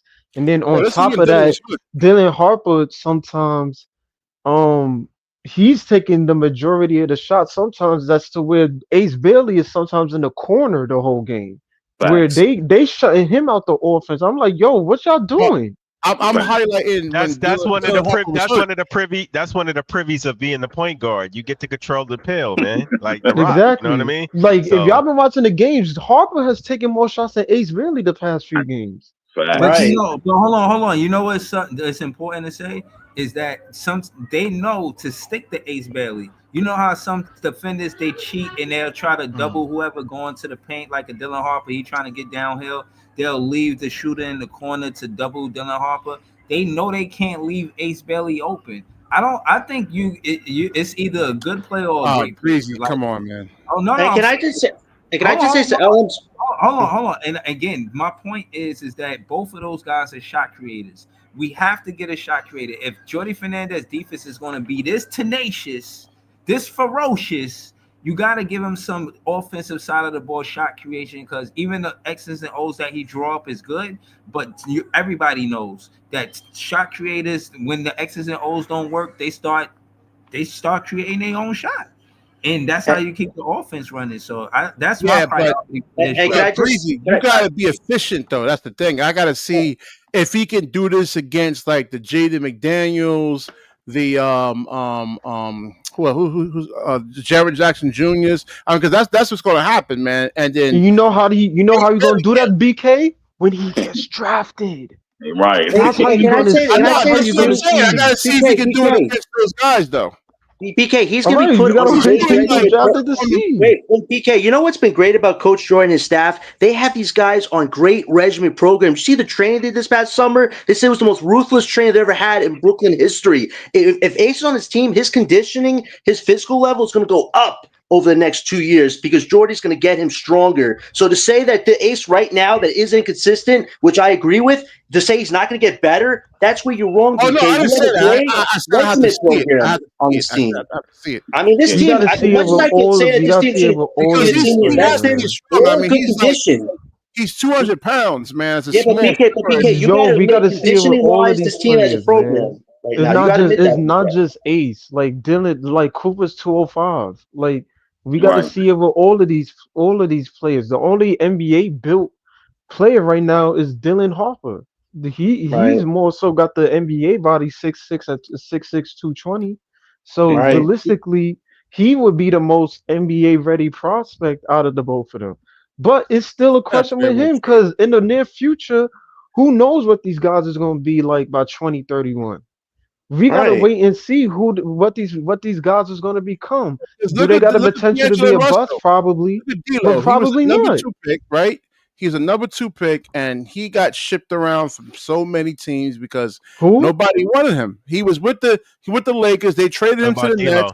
The Nets didn't want him. He goes to Golden State. They don't want him. He goes to Minnesota. They don't want him. Dylan Harper is better. Dylan Harper to me is better than D'Angelo. D'Lo went to Golden State. He got traded to Golden State first.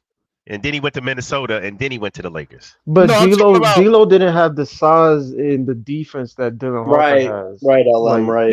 No, I'm just saying he's a number 2 pick, though. That's what I'm saying. We can't just because they're a second-round pick doesn't mean that it's a guarantee that these guys are going to be like. Everybody knows that. Well, everybody knows that. But that's why you got to wait and see. It's the same thing. It's the same thing with D'Lo. What I'm saying, I'm not getting too hyped.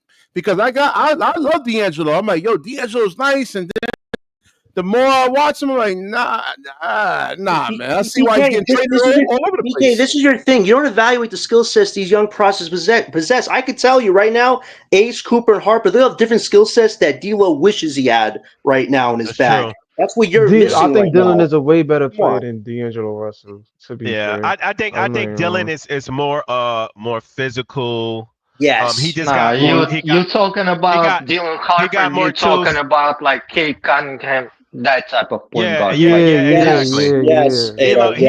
JP, I agree with JP in the comment section. I think he is more like a because he doesn't have like Ja Morant athleticism, Donovan Mitchell type athleticism. I don't see White. Kobe White's not. That's BS. Whoever say that, it's BS. You don't watch the college basketball. You call Kobe White. I agree. I agree with Adar. I think Cade Cunningham is a good. He is a Cade. I think he's. Cade is like way more athletic, though. That's the thing. Cade is athletic. It's not Oh, about Cade Cade that. is not that. It's not that much of a Cade difference. athletic? Oh my Cade is God, not are you that. serious? Cade is not that athletic. Cade got a bag. Cade He is shipped. Cade is sneaky Yeah. athletic, no, but no, he's no, not Yeah. Anthony Edwards athletic. Yeah, he's But not. He's not. But Cade, Dylan Harper models his game after Cade Cunningham. In the interview, Dylan Harper said Cade Cunningham is his favorite NBA player. So that makes sense. That's a contrast. Whoever said that. I've been comparing him to Cade since jump. and Harper can finish at the rim and rebound. Harper actually is a decent player finishing at the rim. He's not a guy. When he lacks athleticism, he makes up for it at the rim. D'Lo is scared of contact. He's more of a finesse point guard. Exactly. Yeah. So, But the difference Anytime D'Lo gets hit, man, yikes.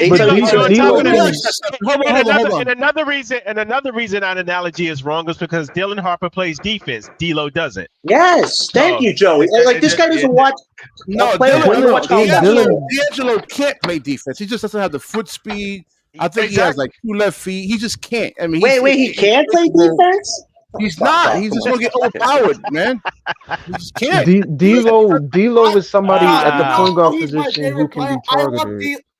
I love D'Lo like Breezy loves Cam Thomas. He can't. He's so soft. He's Shawn. No, he doesn't play defense. Wait, I'm with you. I thought BK said he could, but he can't. Gary, I agree. BK said he could, but he can't. Hey, Gary, I agree. And I kind of kept it honest about D'Lo the last stream, and a couple of people thought I was being hard on him, but I was just being honest. I mean, I like the guy, but you just got to be honest about this shit. He ain't no alpha on defense. He ain't no alpha on defense. We all agree on that much.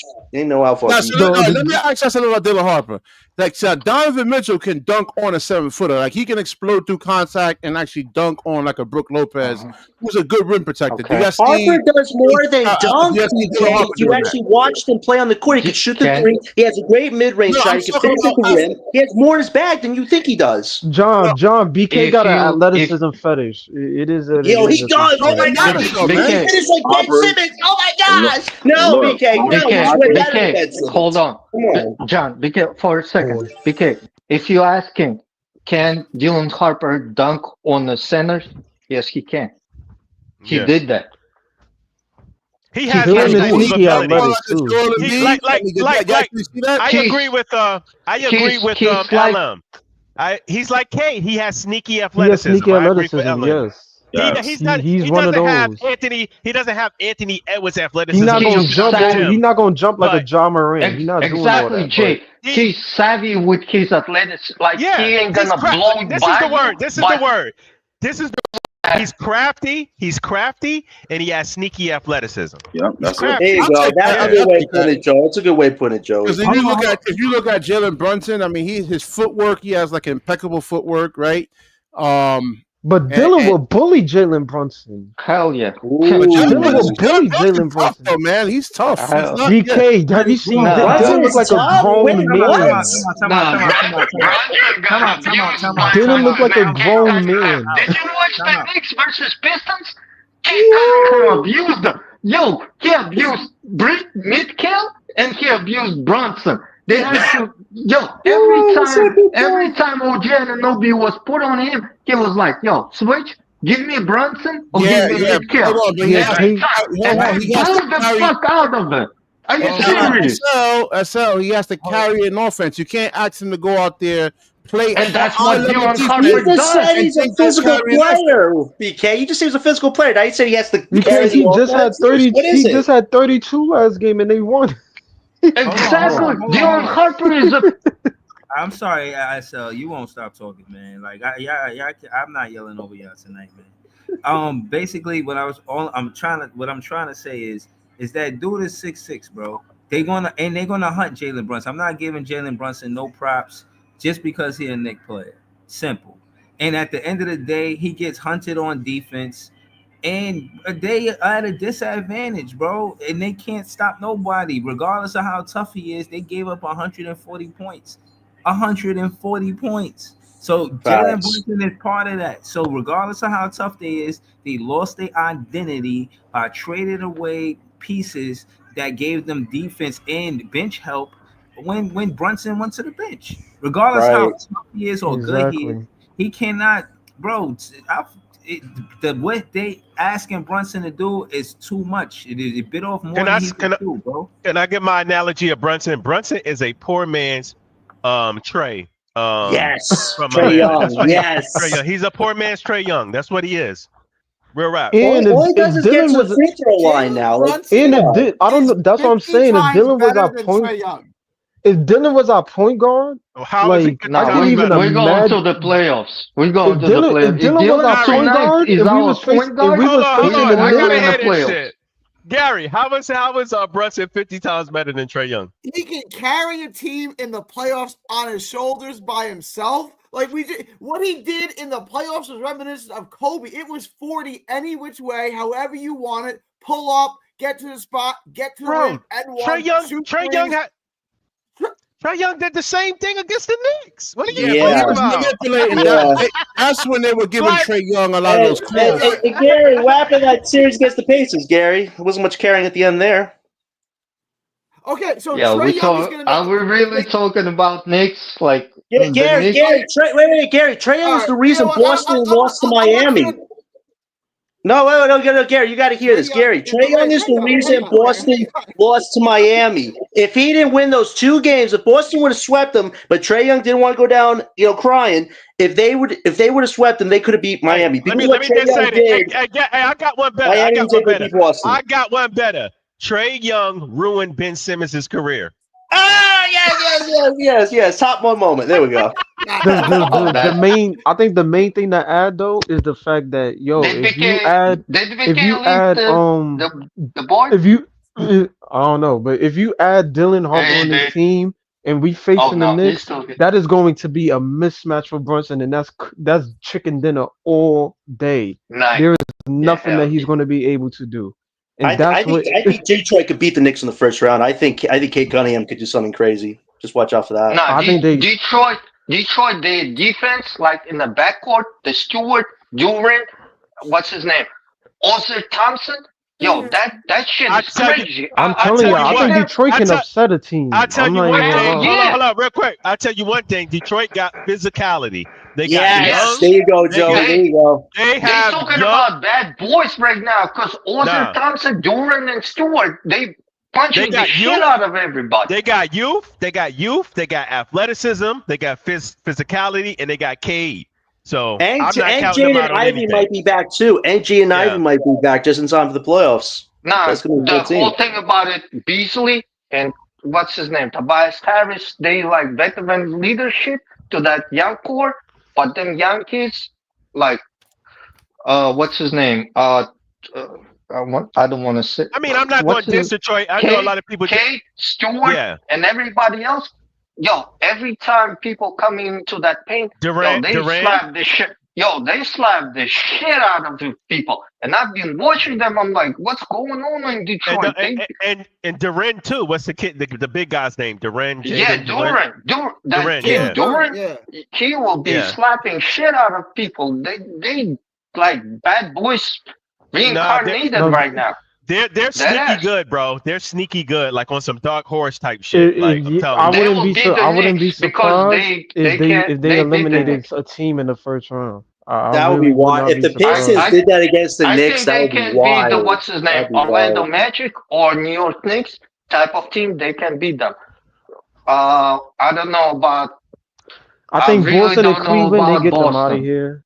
Yeah, you know what's funny? Kendrick Perkins said the Knicks should probably go to the 4th or 5th seed so they could avoid facing a team like Boston second round. But because they're stuck at 3, they have to face the Pistons, the Celtics, and the Cavs. But John, but the Knicks is kind of bad because you got Jalen Duren that can get Detroit can beat the Indiana. I swear to God. I think the Pistons have a fighter's chance, and I think the Magic might be even worse opponent for the Knicks because they have a lot of big guys on that team. This the thing. I think Detroit got the type of bigs that can disrupt Cat with Stewart and Durant in that front court. But not only that. Hey, Joe, how much I bet Stewart's could throw some hands in that playoff series, man, against Dallas? But not only that, that kid Asor Thompson is so you can put him on anybody on that team, and he's going to lock you down. He's going to. I tell you one thing. He's not going to make it easy for Brunson. I'll tell you that. Oh Facts, He ain't no, gonna Joey. make it no, easy They for him. definitely could no, no, make it no. easy. They definitely could make it easy. That's for sure. You That's put a other nasty Thompson lineup. on Brunson, that's over. Even if you put It- him on McHale, it's nah, Hey, this you is ain't a gotta wrap. worry about Mitchell. Yo, I wanna say Mitchell has something. gotten torched, I man, in wanna say all the different I teams, wanna bring it man. back to Philly though, guys. I wanna bring it back to Philly. Now, I'm what's There we feeling go. Philly's washed up, man. what's what? Don't. No, I'm just trying to ask about their situation. So they have a top 6 protected pick. So that means if they fall in the lottery, if the pick lands in the top 6, they get it, and if it Yes. lands Yes, outside, OKC yes, they gets it. get it. Yes. There Yes, you go. they get it. With saying all of that, I pray to God. I'm with Breezy all the way. I pray to God Philly does not get a top 6 The pick. whole thing about it, I, if you're gonna look in the tankaphone and you're gonna look at the strength of the schedule, Toronto Raptors is number 1, the easiest schedule. They're gonna see Washington Wizards 3 times. They're gonna see us twice. They're gonna see Charlotte Hornets. They're gonna see Utah Jazz, teams like that. Then number 3 is Philadelphia 76ers. We're already tied up with them, like 2-2 but what this I'm season. saying is, I just want to land the plane with this. I'm with Breezy. I don't think they deserve shit. Like, come on, man. You got Paul George, you got Tyrese Maxey, and Joel Embiid, but yet you're sitting here trying to tank for a top 6 pick. Listen, and then they just Like, got McCain. They just, bro, yeah, they always get in these they high always draft getting picks. shit. Yeah, Yeah. they should. And- I'm tired of listen, them, bro. Listen, and again, my No, main but job. they attract views though. SL, chill, bro. And my main point to move the conversation is, but all of that draft capital that they have, for them to have Trae Young get drafted after Joel Embiid, after Ben Simmons, and take Atlanta Hawks to the Eastern Conference Finals before the 76ers, get them the out of here. Now, basically, what I was trying to shift the conversation into is to say that, as y'all can see on the graphics, Bob Myers can be a key advisor for teams looking to reestablish themselves among the leagues. Oh, that bum is. Oh yeah, bring No, that we bum need is him to as a GM Philadelphia. now. God Let's damn, go. man. The Philadelphia 76ers in Brooklyn. Yo, bring that bum is. That's the one who brought what's his name, Jonathan Wiseman and Kuminga and rest of, and he finished Golden State Dynasty. Nah, that's what he That's brought. He the brought bum. Klay Thompson. He brought Curry. He brought Nah, Draymond that Green. that was Jerry West. Hey, That guys, was Jerry West. I That was was about to way say that. before. Yeah. That I was about to way say before. that. I was That about to was say that, way Adar. before. So let me. What's his name? I was about That bum Adar. is. I'm with you. Adar, I'm with you. I was about to say that. So I was reading that Bob Myers gets a lot of props off of the shit Jerry West built, bro. Tell him, Jay. Is that true? Because I was told That's that a fact. That's a fact. Jerry No, West is wait. the one. Joey, Bob Myers has a better resume than Sean Marks. That's all you got to say, man. Regardless of how you want to spin it, Bob has a better resume than Sean Marks. But listen, I agree with you. I agree with you, John. But what I'm saying is he was set up better. That's all. Yes. He was right. like, But guess what? When you get put in the best position, how do you utilize the advantage? Jay, you know what? Titles. Yo, Jay, this bum ass wanted to trade Klay Thompson for Kevin Love back in the day. Do you want me to put the link on that? Okay, and how many bad contracts has Sean Marks handed out? That bum ass wanted to trade Klay Thompson for Kevin Love. When Kevin Love was putting 2020 in Minnesota. So I'm not trying to get into the Bob Myers versus Sean Marks. Nah, Jerry West got exceptional resume. But Jerry West was the one that pretty much laid the foundation for that team. Exactly. And guess what? He kept it going, right? That's when Memphis was going to the conference finals. Exactly. Right, but Bob Myers kept it intact for a little while, and he won titles. What has Sean Marks done besides getting the second round? Bob Myers drafted James Wiseman and Jonathan Kuminga, and where they at right now. Hold on, real quick. You want to know what Bob Myers lucked up with KD signing to the Warriors? That's what I think. He lucked up when KD chose the Warriors. He got him there. Listen, you got a cheat code there to have a dynasty. KD was coming to the Warriors no matter what. He needed the rings. Yeah, that's but what it was. Right, but what I'm saying is KD fell in their lap. KD chose the Warriors. Bob Myers just happened to be there. Yo, You Jay, feel what I'm you know saying? why? Jay, He facilitated it it. was by accident because the whole thing about it, when Steph Curry was having his ankle issues, he took that security contract. He took that 5 year, $50 million. And Joe, it happened to be, they Joe, clicked on, what's his name, on the third year when Steph Curry and Klay Thompson start clicking. And they Joey, I went got to the, a question for you, Joey. If Bob Myers was a GM this season, would he be doing what Sean Marks is doing right now? Would us be in the play-in potentially? No, I don't think he would. No. Thank you. That's No. that's all. And this is not. Hold on, real quick, Breezy. Again, this is not. I'm gonna be 10 seconds. This is not me comparing Sean Marks to Bob Myers. All I'm saying is I think Bob Myers gets a little bit more credit than he deserves. That's all I'm saying. I'm not saying he's not good. I'm just saying he just gets a little bit You know more what credit than Bob he Myers deserves. has? He has Jay, contacts. look at the names. Jay, look at the names. Yo. Y'all niggas is not gonna talk over Welcome all to night. Subway. Exactly, bro. Y'all could come right back on, but y'all keep playing with my handle. Y'all really think I won't do it? I will sub your ass like the MCA. Like, hold it down. Again, all I'm trying to do is get y'all content, man. I'm not trying to talk over y'all. I care about y'all content, but y'all can't talk over me neither. Okay, so in April 2011, Myers was hired by the Warriors as an assistant GM. He was expected to apprentice under GM Larry Riley for a few years. However, in April 2012, Myers was promoted to GM after only 11 months. Under Myers, the Warriors had a strong draft in 2012 and made key acquisitions in 2012, 2013. So they show him doing good. They show him, you know what I'm saying? They say which probably also on Myers was again named NBA Executive of the Year after signing KD, David West, Zaza Pachulia, and JaVale McKee in 2016 offseason. So he made some notable things. And to your point, yeah, KD was coming anyway. But you know what I'm saying? They said, okay, he hired Steve Nash and signed Klay Thompson to a contract extension after declining to trade him and other players in the offseason for Kevin Love. So he's did some good. I would like to see him on the team as an advisor. I don't necessarily want him to take Sean Marks' job. I do. Like some guys. But Hell the fuck no. Hell yes.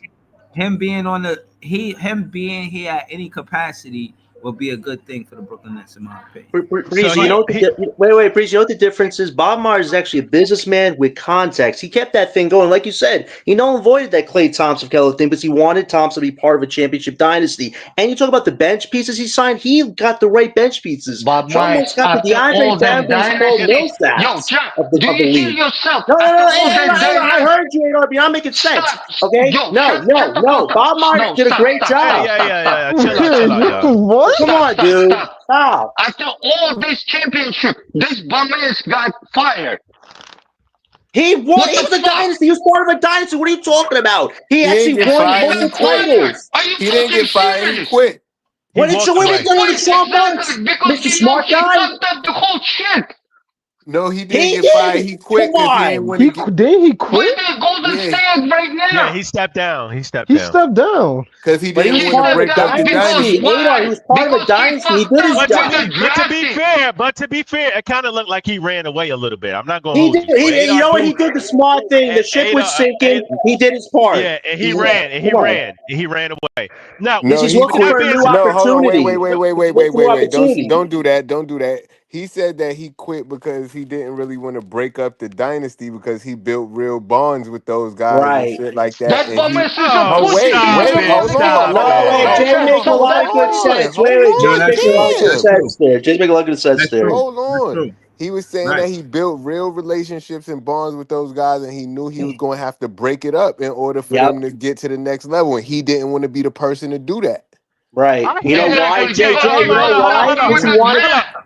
Hold on, real quick. I hear him, Jay, but in the same breath, Bob Myers knows this is a fucking business, bro.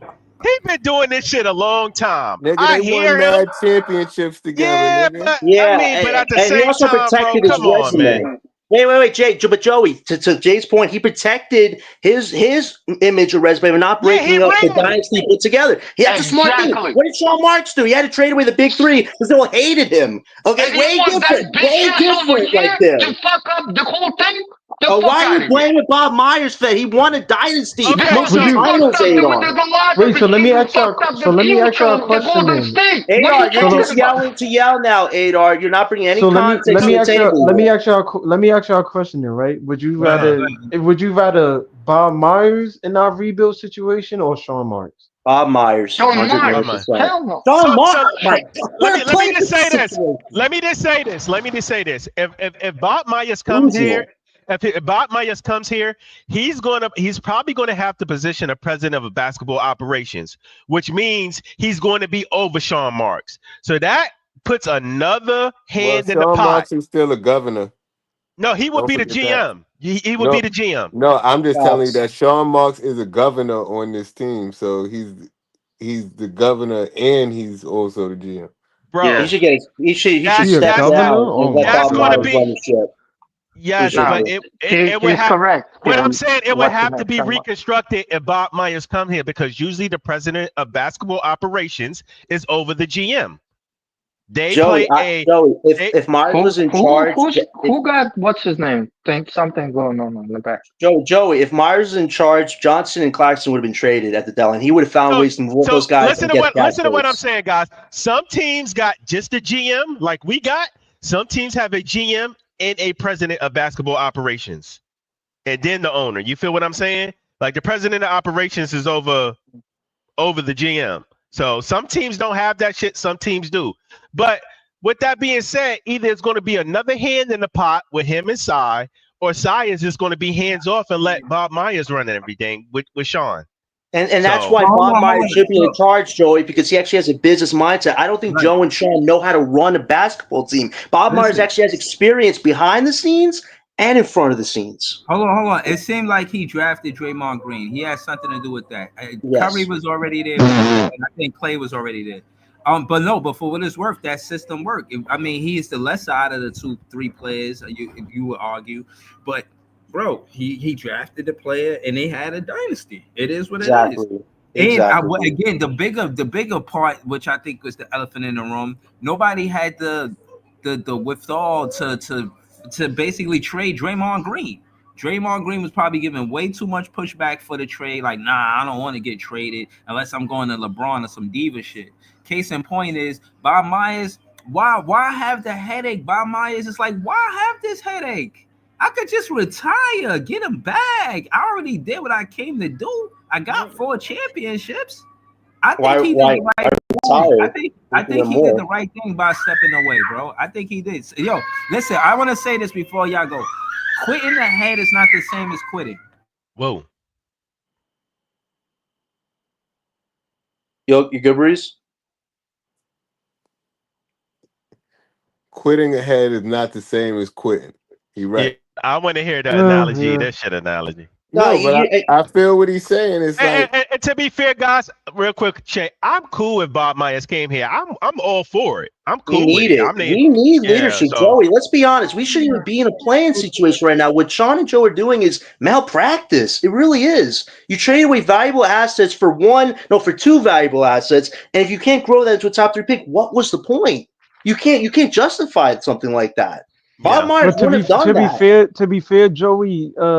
I mean, to be fair, like there's a point of like we can't really blame Shawn Marks. We can for the moves that he's made, but for the team playing how they are, we can't blame him. Nobody knew Horty was able to turn water into LM. wine. Here's the thing, though. We would have lost tonight's game if Cam Johnson didn't play. If he didn't make that game-tying 3, the Philly could have likely won the game. But because Shawn Marks was a greedy bugger and wanted 2 firsts, this guy is now stuck on the team, and he's our leader. Now Johnson's a leader all of a sudden. This is crazy stuff.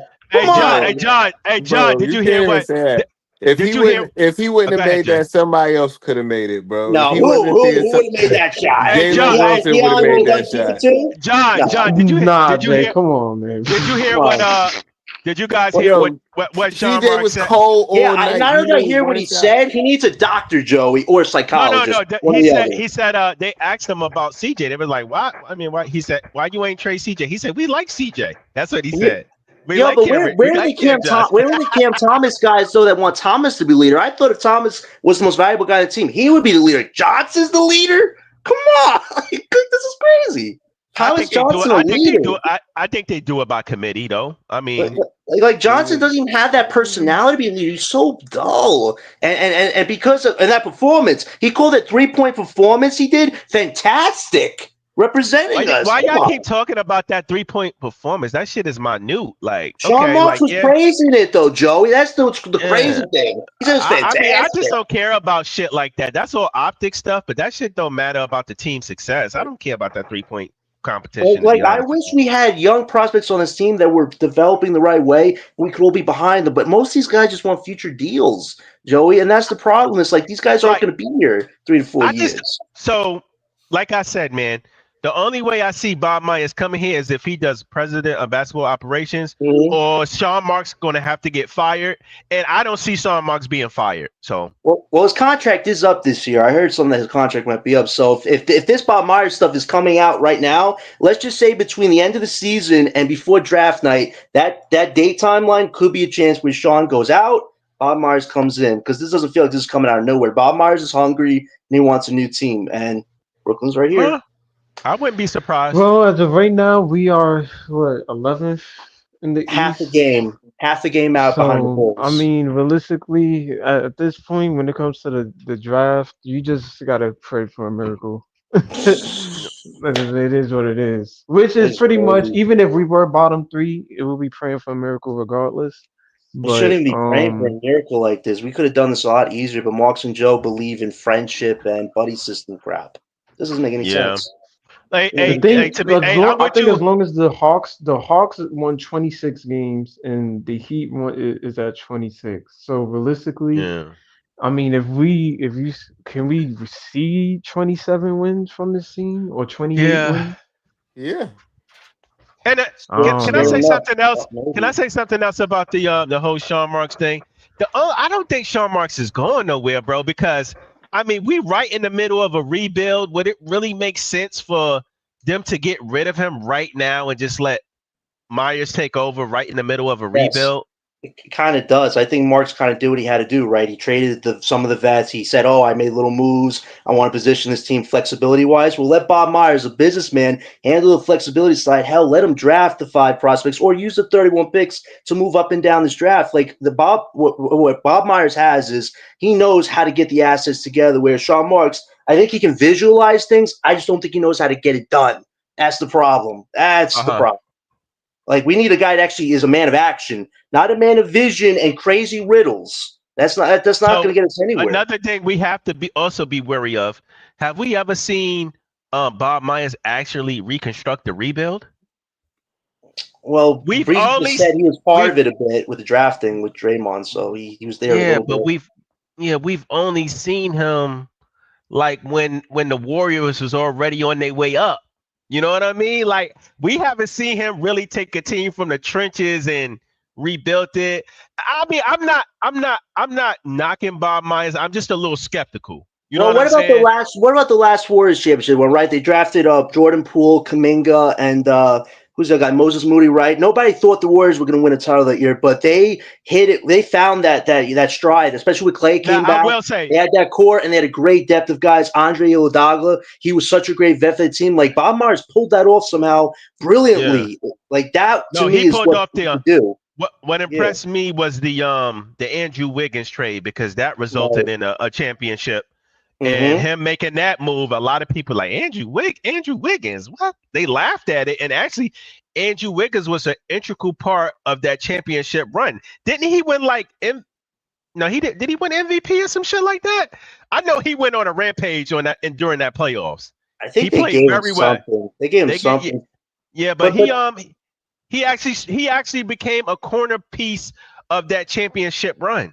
Right. with But you them. know what's Yeah, important about that season? The whole roster, it's balanced. You have guys at all different skill sets that put all their egos to the side, come together to play out when it matters most. You look at Sean Mark's resume overall with the roster construction, our rosters are so imbalanced. It's either the stars are doing all the work, or the bench is horrible, or the bench is good, but then he lets all these pieces go and he reshuffles the yeah, deck. That is a problem. You keep reshuffling the deck, you keep your roster imbalanced. You're just hoping the stars carry you the whole way, and that never happens. That's why Bob Myers makes more sense, because he's shown you he yeah. can build the right pieces, whereas Marks, it's all visualization. Like, this on paper is supposed to work. No, you have to actually show it's going to work. That's where Right. we're at right now. We're at a standstill with that. Yeah, true. And like JP Libiddy said it in a chat, like Bob Myers is down there. He's working with the Washington Commanders, working with their organization right now, and the Sixers owner, because the Sixers owner owns the Commanders now. Yeah. So That's a side um, gig, though. He's been on ESPN waiting and scratching and clawing for a team to call him. It looks like it's Philly or Russ potentially might call him.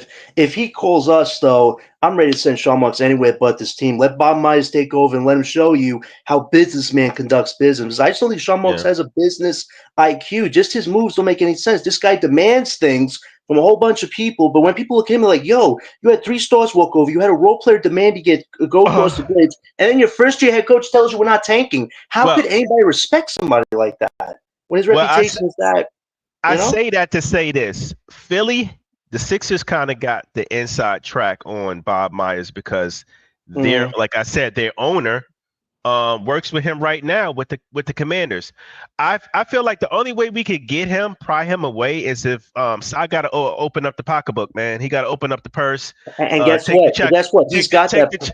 take the check out, and ask him how many zeros he want him to put behind whatever number that's that That should goes be first. easy. That should be easy because Nets Daily's talking about Joe Desai's bank account number growing up and up with all this AI technology stuff he's getting into. This guy's got his hand in so many cookie jars. Numbers should not be an issue. There should be like 20 zeros with Bob Myers' name on it if he's serious about this, because money should be an issue with Joe Desai. It's who can actually do the work. That's what we're struggling with here. I just don't think Joe and Shawn know how to run a team. I really don't. Yeah, Like, yeah. Bob Myers actually can run a team, though. He's showing you. So if this actually does become Now, something, I'll be excited about it. would you feel comfortable? Like, let's just say, like I said, let's just say they get Bob Myers, but he's more like Mhm. an advisor, basketball of operations, and he's working with Sean Marks, but we still retain Sean Marks, but they're working together. Would you be cool with that? To a certain degree, but here's the thing: Oh, if the moves work out for us, I would say Myers probably has a lot of influence. Because one thing Sean has shown you is he lets people steer the wheel no matter who they are. So if Bob Myers is steering the wheel, at least we know we're going to get somewhere, eventually. Yeah, So I wouldn't be yeah, crazy opposed, but I would just love if he was the boss. I would love if this guy yeah, just disappears, do a Houdini act and go back to where he came from. Like, I feel yeah, like that yeah, would be even yeah. better. I'm with LM though. I'm not going to sit up here and let Sean Marks off the hook. Like, he hasn't done some wrong. He's definitely done some questionable moves. But then on the other hand, I know it was certain things that happened to this team that were out of his control. So I'm not going to blame him for everything. But he still has some blame in certain things. But I mean, we don't have to go down that rabbit hole because that's a laundry list long Yeah. of things. But it is what it is, man. It just all depends on who you ask. You got some people, some Nets fans who love Sean Marks that's going to defend him. You got some that really criticize him a lot. So it's really no in between with Nets fans. You either love the guy or you hate him. So yeah, That's the thing, and my thing is this: you had control of 2 franchises last time. You had the Suns picks and Knicks picks, and you had the valuable Mavs first. But then you took the Mavs first, the Suns picks. You threw it to the Rockets. You basically gave it to them for free, especially if this pick doesn't turn into a top 3 pick. Like, if we get 6 through 8, I can accept it depending on who we draft. But anything less than that, you literally gave away free assets that could have been super valuable towards making real moves to gamble on 1 pick. And I'm like, why did you empty half the vault for 1 pick if you didn't give a crap about it? That to me is like, that's not how a boss operates. Like, seriously, that's just somebody doesn't know what they're doing. If okay. that's So what John, happens. I'm gonna play devil's advocate with you. Name Mhm. me at least 3 things that you did like that Sean Marks has done since he been here. Because Oh. you always talk negative about him. Can you name 3 things that you like? Okay, that was decent. Like I agree with that. Or I like that. I've given him credit in the past. I thought what happened in 2018 was insane. The culture was organic. Remember, he talked about no shortcuts when he first took over. He had to go through those first 2 horrible years, and then you had Jared Allen, Levert, D'Angelo, Ed Davis, Theo Piston with the dancing. Like you had real legit culture, and we were beating a lot of teams that weren't looking at us like top teams. But based on how Kenny Atkinson was running things, everybody was like, "Damn, we got to start preparing for this team. We're taking it too easy. These guys are going like super strong." I thought that was amazing. And then you sold that down the river as soon as you could for Katie, Kyrie, and James. If that one season, it looked like we had a legit shot. And then, when Katie's toe was behind the line, things didn't work out for us. Okay, fast forward to the following year, the bench moves that he made. That's when it really started. Like, what are you doing, Sean Marks, Paul Millsap, Bembry? When Kevin Durant wasn't playing, he had like a 5-minute break. This team was not gelling at all. Like, literally, without Kevin Durant that following year, we would not have been in first place. And we were dropping when he got hurt. And then fast forward to the Bruce Browns and getting kicked off this team, and Jeff Green's leaving, and now we're stuck with Patty Mills and a bad bench.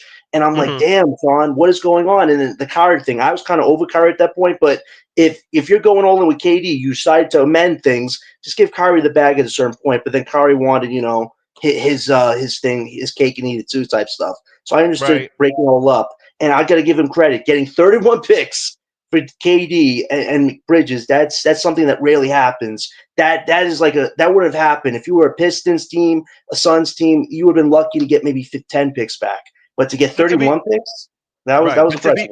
But to be fair, on some of the players that he let go, he couldn't pay him. Like Jeff Green. Was like, and don't get me wrong, Jeff Green is one of my favorite Nets. I love Uncle Jeff, man. He played great ball for us, but Jeff Green is how old is Jeff Green? He's like one of the oldest players in the league.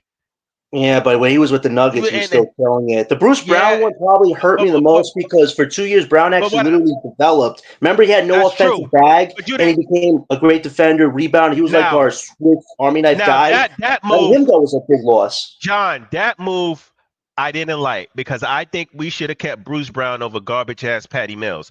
We could have got Bruce Brown. We could have retained him. It wouldn't have took much, but we decided to go with Patty Mills. Now I didn't like that, but Jeff Green got about like 10 million in Denver or something like that. He got a pretty decent amount of money for a player his age. A lot of teams ain't touching that, especially when your cap is already tight. You know what I mean? You're paying 2 or 3 superstars, so you can't really, you can't pay everybody. But I get what you're saying. I agree though. That's one of the things that bothered me about Marks was I think the role players that he got when we had the superstars here, I didn't like a lot of the personnel changes, the role players, the supporting cast he put around the big 3, like TLC and all those other garbage ass guys. Paul Millsap. It was just a lot of garbage. You know what I mean? Javon Carter, remember that? Yeah, his burger ass. I couldn't stand him. He couldn't hit a shot to save his life. He's still on the Bulls, I think. But and another thing that I gotta pay Marks on was his coaching hires were horrible.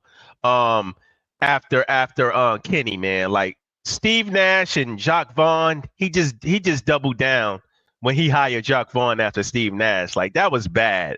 I think that set us back. I think his coaching hire set us back, man. But I think he did do some good stuff. I mean, he's good at drafting. He's good at finding, little players, little diamonds in the rough here and there. Part of me wonders what would happen if he didn't trade that 19th pick for Landry Shamet. If you drafted Maxey, imagine we would have rebuilt with like over 30 picks. We had Maxey and Thomas on this team. We could have been in a way much better place than we are right now with just Thomas. Like there are certain draft moves that Marks didn't make as well that we have to hold him accountable to. Like, some of his moves worked out with the drafting, but you look at the rosters, he keeps reshuffling the deck. So it's like when you look at the body of work that he's done, none of it's really amounted to much, and I think that's a big problem we have to also realize too. Another thing I gotta ping Marks on, and I get it. Fat boy, what's his name? James Harden. You know what? He had us in the bond. We had to trade him, right? He was putting the pressure on the Nets. He said, "Trade me." He said, "I'm not going to play." He was sitting on the sidelines drinking smoothies and shit, playing half-ass basketball, pretty much trying to sabotage the whole shit, trying to say, "Hey, trade me." So he kind of, he kind of held a gun to our head. My thing is, okay, we trade him, but I think Shawn should have pushed more and tried to get Maxey instead of Ben Simmons. I think he let the Philadelphia 76ers just throw Ben Simmons on our lap, and I didn't appreciate that. I didn't like that. Yeah. I think he could have did better with that Sixers trade. You know what I mean? That's all. Even better, don't do the deal. You probably looked at Ben's medical records. His back probably looks shot. Don't get look at what they did with the guy from the Hornets, right? Mark's his name, right? What's his name? What's his name? His name escapes me, but what they just did with knowing that trade, you knew Ben Simmons' back was bad. I would have said, you know what, James, we're saying we got you so bad. You talk about Mark Williams. Mark Williams. Yeah, we saw the Lakers were like, damn, this guy has injury issues. We just gave away a huge haul for him. This is not our center of the future. With Ben Simmons, he nearly tanked our future and our franchise because he was unhealthy. You should have avoided the deal. Say, you know what, James, listen, we know you want to get out of so badly, but Kyrie's going to be back very soon. The mayor's going to lift the vaccine thing. You, Katie, and Kyrie, you guys together. Hold on. Like, you know what? Let's do one last dance. One second. Let me just go 1 second. If you were to say, let's do one more last dance, James eventually would be like, you know what? I'm gonna go somewhere else. You're gonna take care of me because that's what Marks does. Let's do this. If they would have been together, if that game, the series against the Celtics, we could have went the distance. Hold on. Let me chime in for a second, man. It was reported by Bobby Marks that James Harden wanted 5 years, $252 million. Shawn Marks didn't want to give him that.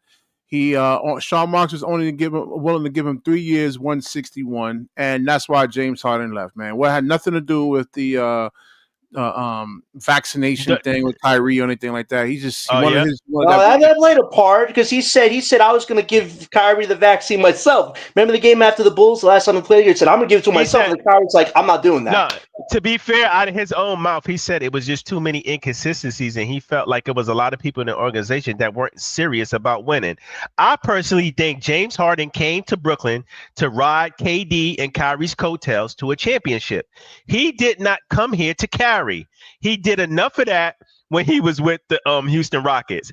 And then when he came here, we were asking him to do too much. I think he did it one time when KD and Kyrie got hurt, and that's when he took the Nets on that winning streak. Remember that? Well, he was he was out of shape though, man. He came into the season fat and out of shape. Right. He had a great the first season he was here. He was excellent for us. He was actually doing his role. Him and Kyrie had killer chemistry. It was that second year when Kyrie couldn't play. It was just KD, and our bench was horrible. And James is like, damn, you gave me a horrible, crappy bench, and I got to carry this on. And then Kyrie's like, and on top of that, he's like, I'm out. On top of that, yeah, I agree, John. And on top of that, he said, you gave me a crappy bench, but you also going to leave me here with Steve Nash by myself?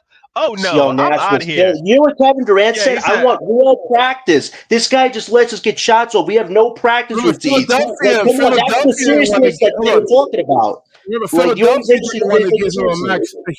Philadelphia didn't want to pay James Harden either all that money. That's why he bounced and went to the Clippers. He left. Right, but my point is, if you avoided the deal, James would have been forced to play it last season. Him, Kyrie, and KD could have maybe done something. Listen. Look how Ben Simmons looked now with the Clippers. How happy he is. Two games. You're rating 2 games, really? I'm saying he looks different, man. But not different. BK, James Harden forced himself out in the middle of the season. He could have waited to negotiate that contract talk at the end of the season. If their heart's not in it, their heart's not in it. Man, Ben, I'm thinking all this time his injuries with Ben, and then I see a complete transformation with him on the Clippers. I'm like, hold on. He was mailing them, not during the rehab. Stop the lie, BK. He is not the player he used to be. He's a con job. Stop it, BK. Okay. No, I definitely agree with that. But to be fair, John, to be fair on the Ben Simmons point, the Ben Simmons for James Harden trade, I did read that Ben Simmons didn't start having back problems until after the trade. That's what I'm trying to tell people. That he was okay. Yeah. He was okay during the physical and all of that when the trade happened. Remember, I think there's a lot more behind closed doors that aren't talked about enough. I think Marks didn't know what was going on. He just had to get it done. He just wanted to get it done at that point. That's what Marks did. Steph Curry was injured 1 month prior to the trade. He required off-season surgery on his ankle that year. He hurt his ankle 1 month prior. What does Curry have to do with that? What does Curry have to do with the Ben Simmons James Harden? It has nothing to do No, with I'm that. saying you know it was documented that he actually had an injury, an ankle injury that required surgery. When Steph Curry came to us, you know, it's not Steph. I mean, he was injured. He wasn't 100%. PK, Sean Marks, this is what Sean Marks does. He always tries to make everybody happy, right? He was going to get that deal done because he wanted to make Harden happy. Instead of making him happy, tell me, listen, I tried to get the deal done. Ben's back is shot. You have 3 months left. Kyrie's coming back. Let's run this damn thing. Wait a That's minute, what Wimbush would have done. You telling me the way Ben Simmons was playing, a 3-time All-Star? Just go look at all the games he was playing, right? He quit. He quit on basketball for a year. He wasn't doing shit. What are you talking about? He quit. This guy was like, I'm not going to play anymore. The crowds are too mean to me. Did you guys see what he said? He said the crowds are too mean. Play basketball. Take mini golf up, Ben, if it's too much for you. Like, he gave up BK at that point, and we just took on damaged goods. That's what happened. No, so but I'm saying, when you had a Philly Ben, not the Nets version of Ben, it wasn't a bad trade. I mean, you had somebody that's 6'10" who could play multi-positionally defensively. Stop.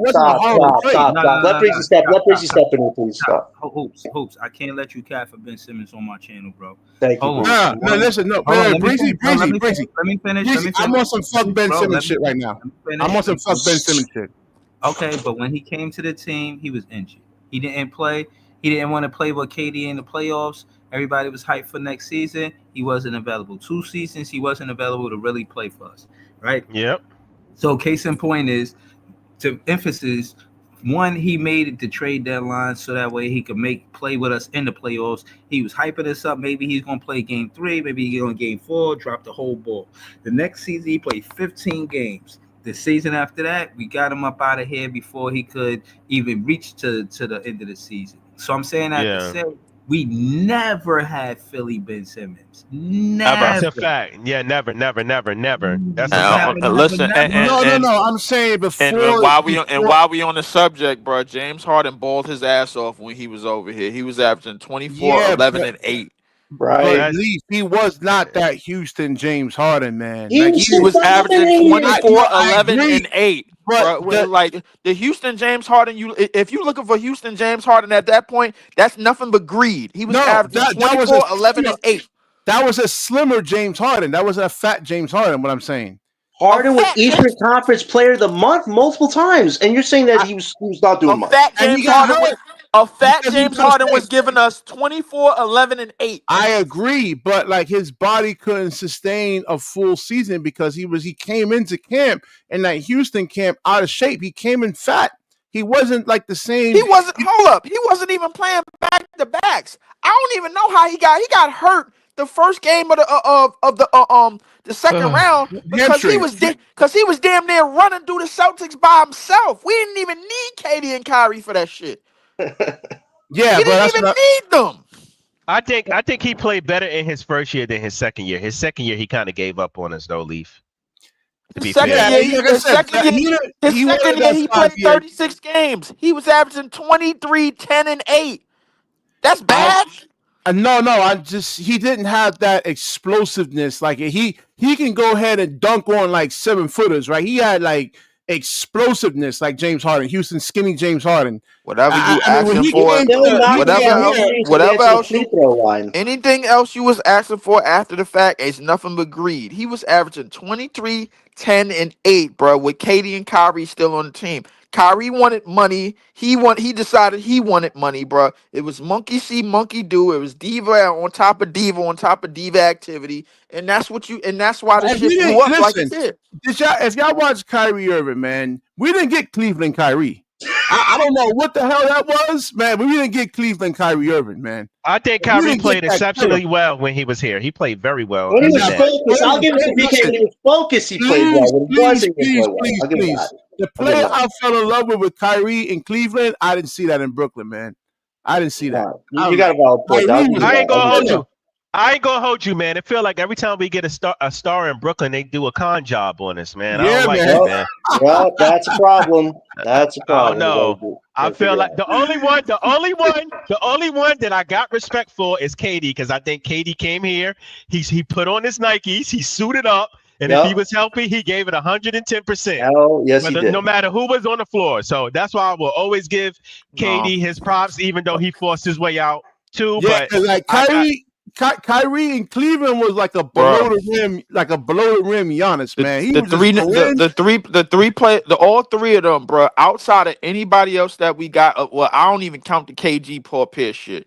Outside of anybody else we got, bro, like them three is the only ones, bro, that gave us high quality or limited games. That's all it was. We got KD at 50 games a year. We knew where he was. We knew we was getting him at 50 games a year, bro. After the Achilles, we let him sit out a whole year with Achilles. Kyrie was That's a playing. fact. Kyrie was playing 50 games a year. We knew he was going to play 50 games a year, bro, because he was always an injury issue. James Harden, bro, we got him with a fat suit on, bro. We knew he was going to get an injury issue. Everything happened on the general manager's watch. We all knew about. He all knew about all of these injuries. He knew about these dudes. He knew that he wasn't getting the Cleveland version of Kyrie, even though the Cleveland version of Kyrie only played the most games because LeBron was there. That's why. Go watch Cleveland Kyrie. Please go watch. Just go watch Cleveland Kyrie. Cleveland Kyrie was like Cleveland Kyrie and Cleveland Kyrie. The only difference between Cleveland Kyrie and the Kyrie that we got is games played. That's it. You got the same goddamn guy. Nah, they all balled out. Bro, you don't remember what? Hold on. Who holds the Nets record for most points in a game? Kyrie Irving. Hold on. All right, exactly. Game 3, right? Game 3 of the Bucks series, right? The final score in that game was 86-83. I remember this vividly. And Kyrie did not take a shot in 9 minutes and 43 seconds. I was pulling my hair out, bro. I'm like, BK, what the fuck is going on? BK, you know why? You know why he didn't take a shot? Because he had Drew Holiday, who was first team all defense. Yo, go watch, please go watch Kyrie. Cleveland Kyrie. BK, you thinking that one game, bro? Yeah, you really doing that? Hold up, Leaf. BK, I think you nitpicking a little bit, bro. It's like you taking, cherry picking. Nitpicking a lot. Yeah, you cherry picking one little instance, and you just trying to create this whole all right, narrative guys. around I gotta head out tonight, guys. Have a good one. Now, Great show, man. Great show, guys. Now I will say this: like I agree with Leaf. I think Kyrie balled out when he was with Brooklyn. He didn't play that much. He wasn't as focused as he was in Cleveland because LeBron had that little motherfucker under his armpit. Like LeBron was like, "Yo, LeBron get Kyrie that look like." You know what I mean? Like he held Kyrie accountable. That's what I'm saying. Like in Brooklyn. Hold on, real quick. I'm gonna land the plane. In Brooklyn, Kyrie didn't really have nobody to hold him accountable. So we already know how that went. But I think as far as the skill set, as far as the basketball player, as far as what he did on the court, I think we got the same player. No, I mean you saw flashes, but like he didn't have like that killer instinct, man. Like you look at like Cleveland Kyrie. I mean, this dude was going into he was like BK. I'm gonna stop you right there because you know why? I'm gonna kill your whole argument with this. When they was playing against the Bucks in the playoffs, Jeff Teague said this out of his own mouth on his podcast. He said, "Bro, we went in a locker room at halftime and we was like, we don't know how we gonna beat these guys." Before Giannis hurt Kyrie in the playoffs, he's like, "Yo, Kyrie was killing the Bucks in that goddamn series, bro." Before he went out. He was on a rampage. So, like I said, I kind of think you just taking the one little instances to prove your point, and you're not looking at the holistic view of it, bro. Yeah, he didn't play good in the Boston series. Neither did KD. Neither of them did. They got swept for a reason. They didn't play good, but to say his whole instance in BK he wasn't balling, I think that's kind of bullshit. Oh no, I'm not saying big time bullshit. And BK, I'm gonna prove to you that it's bullshit, bro. Guess what he was doing as a net, bro? He was averaging 27 a game. He did that nowhere else in his career. Not on Cleveland, not on Dallas, and not on Boston. As a net, he was averaging 6 assists a game. The only other place he did that on was Boston. As a net, he was averaging 5 rebounds a game. He only did that here. He did that here. He was a 50-40-90 player. He only did that here. Everybody that hooped for us, bro, played their best basketball. That includes D'Lo. That includes KD. That includes James Harden. That includes Kyrie Irving. That includes Jason Kidd. That includes Vince Carter. That includes Kenyon Martin. They was all stars here.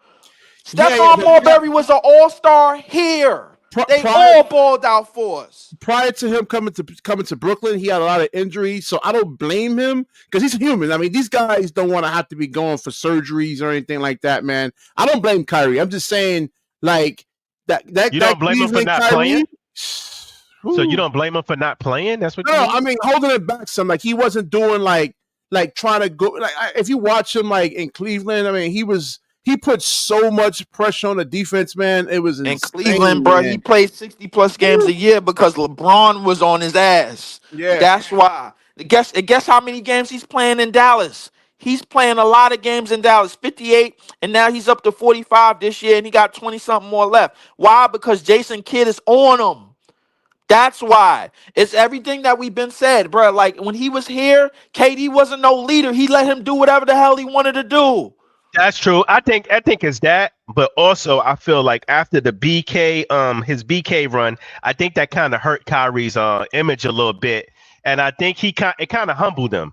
So I kind of think he went to Dallas and it humbled him, and he stayed focused on basketball, and he wanted to change that narrative about him in the league because everybody was talking about, oh, Kyrie, he's a cancer and this, that, and the third, and he this and that and the third. He's talented, but you just can't trust him type shit. So I think he went to Dallas, he chilled out, he balled out, he wanted to focus on basketball, and he was trying to prove everybody wrong. And with what Lee said, I think he had Jason Kidd there to hold him accountable as well. So that's why we're seeing the Kyrie that we're seeing in Dallas.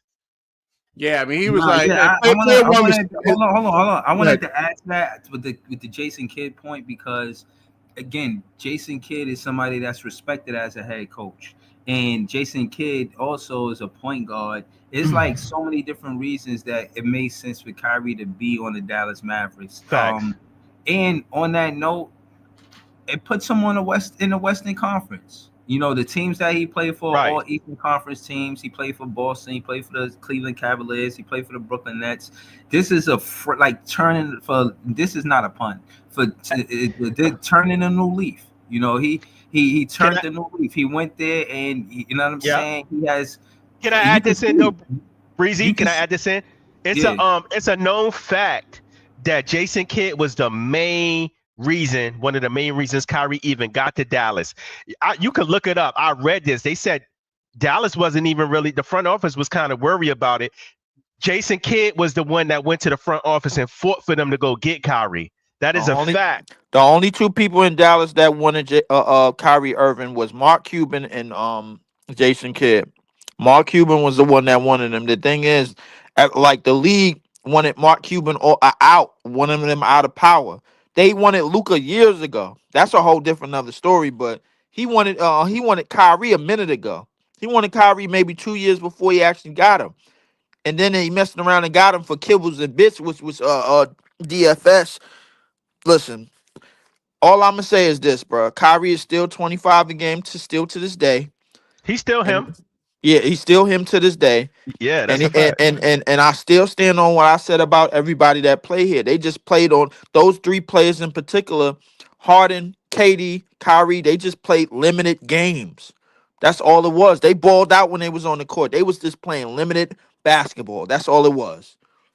Exactly. And again, with basketball being the fastest evolving sport, the limited basketball was pretty much a really it hurt us really bad because when you think about all of the stat that stand out is the 16 games. Tatum and Brown played over 200 games together. Exactly.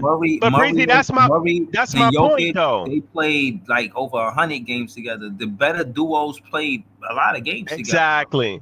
And that's my point, though, Breezy. And I don't disagree with Leaf that some of these guys played their best basketball here.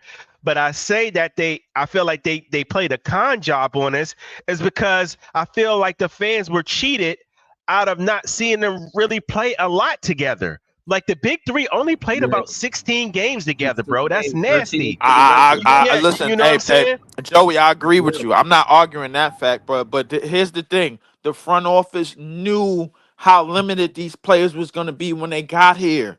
In terms of injury, in terms of health, he knew. You signed a nigga post Achilles injury. You signed Kevin Durant post Achilles injury to a max deal, bro, and let him sit out a year. We already lost a year. Boom. That year can't never get it back. You signed Kyrie Irving, bro, to a deal, bro, knowing his injury history coming from the Celtics. That's You why he's signed still a James Chuck Harden for leaving. knowing that he was gonna be a fat piece of shit at any given time, even though he could ball. You knew that. You knew all of that. And you traded for Ben But Simmons knowing that right, he had back injuries. right. You But did all of this. right. But no. Again, this is why I'm not mad at fans saying that Shawn Moss made a mistake. I'm asking y'all to keep it where it is. Yeah, that's the mistake that he made. It's undoubtedly the mistake that he made. But the correction is not giving the superstars the biggest voice and that much power. And that's the mistake that he really, really made. Now with Jordan Exactly. Fernandez being the biggest voice, he obviously is going in a different direction. He's seen KD burn him.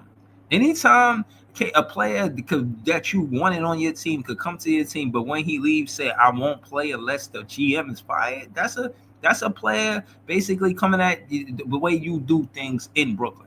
So my thing is, I understand why he liked Cam Johnson. Cam Johnson said he want to stay. I'm not saying that I agree with Shawn Marks. I'm saying I understand why he's doing what he's doing, because a lot of fans don't understand the method to his madness.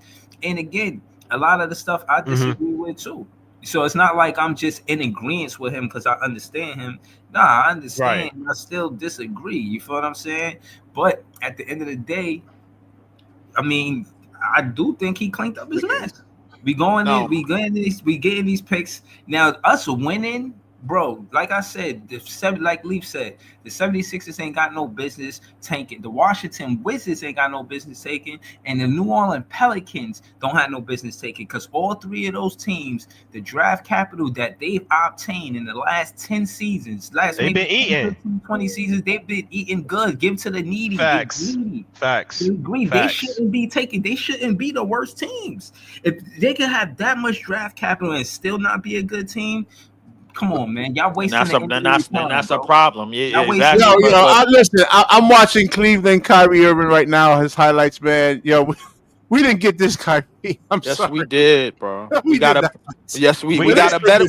We got a much more. Man. We got a much more polished Kyrie, bro. The Kyrie that we got was Exactly. playing in the post. The Kyrie that we got, bro, was 50, 40, 90 in a Nets uniform. He never did that anywhere else. Anywhere else in his career, bro, he did that here. The Kyrie that we got, bro, was getting putbacks. I never seen him do it in the Cavs jersey. The Kyrie that we got, bro, was moving the ball up the court, bro. He was a better playmaker. Kyrie was balling here. Side note, man, the Trailblazers beat the Hornets 141-88. Goodness gracious. Yeah, the God, Trailblazers beat the damn. Hornets. Yeah, I Damn, seen I needed the Hornets. I needed the Luka Hornets to damn win near that had a game. triple double, Yeah. Luka Yeah. went crazy. Luka went crazy. But 30 points. yeah, he did. But my thing about, just to get back to like the team thing, bro, like everything that I said about this team is everything that I think that's going to be seen going forward with this team in terms of the community and the unified front of how we gonna win games. I'm seeing it from the Cavaliers, bro, and I think I'm gonna see it from us in the future. Everybody is looking at us for us to get the guy. Maybe we don't need the guy. Maybe we need a unit. We need a unit. We need a guy that's A1 defender here, a A1 interior defender, A1 perimeter defender, Right. a A1 shooter, a A1 ball handler. We need to put all of that together. And I see glimpses of. Hold on, and I'm gonna finish. I'm gonna land the plane by saying this. I see glimpses of that happening. Hold on, I see glimpses of that happening with this team. This thing is just that the names is just not. It's just not appealing to everybody. Trendon Watford don't appeal to nobody outside of Brooklyn. But He no, don't. but that's what I'm But saying. Listen, hold Okay. on. This is what I'm saying. The Nets fans have that advantage, especially ones that's doing play-by-play or content creators that's watching every game. Bro, all of the guys that do that, they get to see, our brand of basketball, our identity of basketball, and seeing that, what players we should keep. To the point, Jordy Fernandez runs a 10-man rotation. When I think about who we going to keep right now, I gotta say Cam Thomas, Noah Clowney, Trendon Watford, Zaire Williams. Those four make sense to me. Nick Claxton starting to make sense if he could continue to play like that. But just the consistency of what players I've seen, Trendy Warford, Zaire Williams, Noah Clowney, Cam Thomas. Right. So can I say this I'll be honest with you. Let me just say this And real that quick. hold on. Hold on. I said all that to say that 6 roster spots. I don't know really which way we going with it, but it's still 6. That instead of we got 4 sure, but 6. You know what I'm saying? I just want to say this before BK say we're gonna say. I'll be honest with you, Joey. Yeah, Joey, my bad. I'll be honest with you, Breezy. Zaire Williams, bro, is making that spot a lot harder for Noah Clowney to submit than anything, bro. I ain't gonna lie to you. Because when him and Cam Johnson is in the game, bro, at the 4 and the 3, bro, that shit is problematic.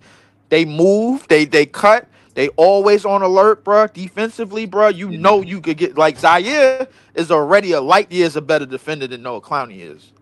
And I'm glad you softened up to Zaire, man. Me and it was Zaire was my bet. Zaire was the only player that I liked on this team coming into this year. Yeah, he was the only nigga I liked. I thought Jalen Wilson had that spot at small forward. I didn't know Zaire Williams was going to be better than Jalen Wilson. To keep it real with you. Yeah, we said bro, it was. He's better than Wilson and Clowney right now. Yeah. But to be fair, Leaf, I wanted to go back to your Cleveland Cavaliers point.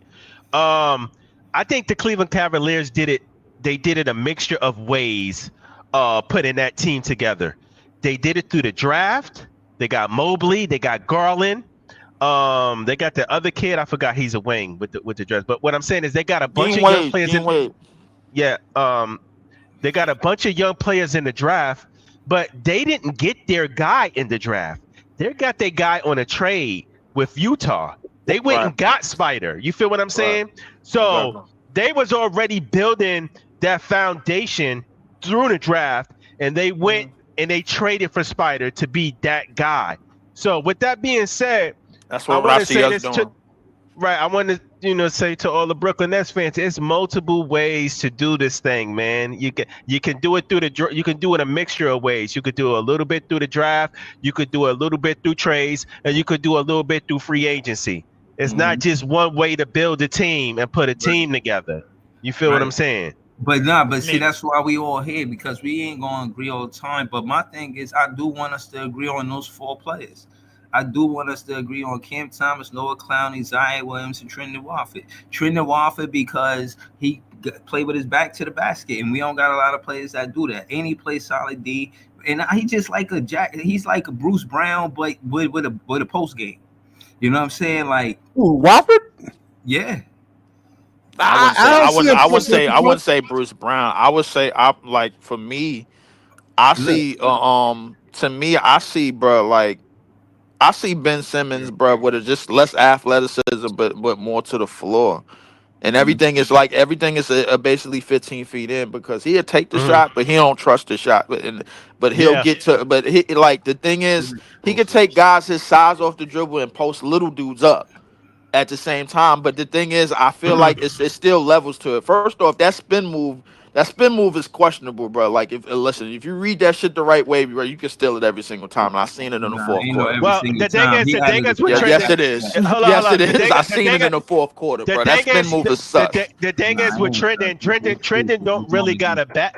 Trenton don't really got a bag, but what he do is successful. He's a beeline, like he's going straight to the basket. He's going to outrun you. He's going to get downhill. The Euro step too, you know what I mean? Nah, he got the Euro step. I seen him with the Euro step. I don't know about if he has an elite post game. I haven't seen that just yet. It was elite. I'm saying he'd only play with his back to the basket on this team. You know what I'm saying? The thing about him is he's a hybrid. He's a big guy who can handle the ball and get downhill, but he also could put his back to the basket and bully ball you. I think he got a rare combo of being able to play point forward and being able to use the post and use the left shoulder and use the right shoulder. Yeah, he could post up the little guards and he could get past the bigs. He could get past anybody his height. He got that little Euro step. You know what I mean? Yeah, he's definitely got the floater in the lane, bro. Like for sure. Man. But to be fair, he's a decent shooter. Like he's not a bit like he's not bad, but he's not great either. He's just you know what I mean? He's like He's an He I take average don't. too shooter. long to shoot. His shooting motion take too His long. shooting That motion to is take true. it really does. I'm glad you Because pointed that because out, Jay, because because he has a set shot. That's why. he does have a set shot, but I think like everything about his game that makes his game good is like, of course he's gonna be playing with the reserves for mainly most of his career, and he could definitely play in the open court. He doesn't like he don't speed up like all the damn time, but he could definitely make.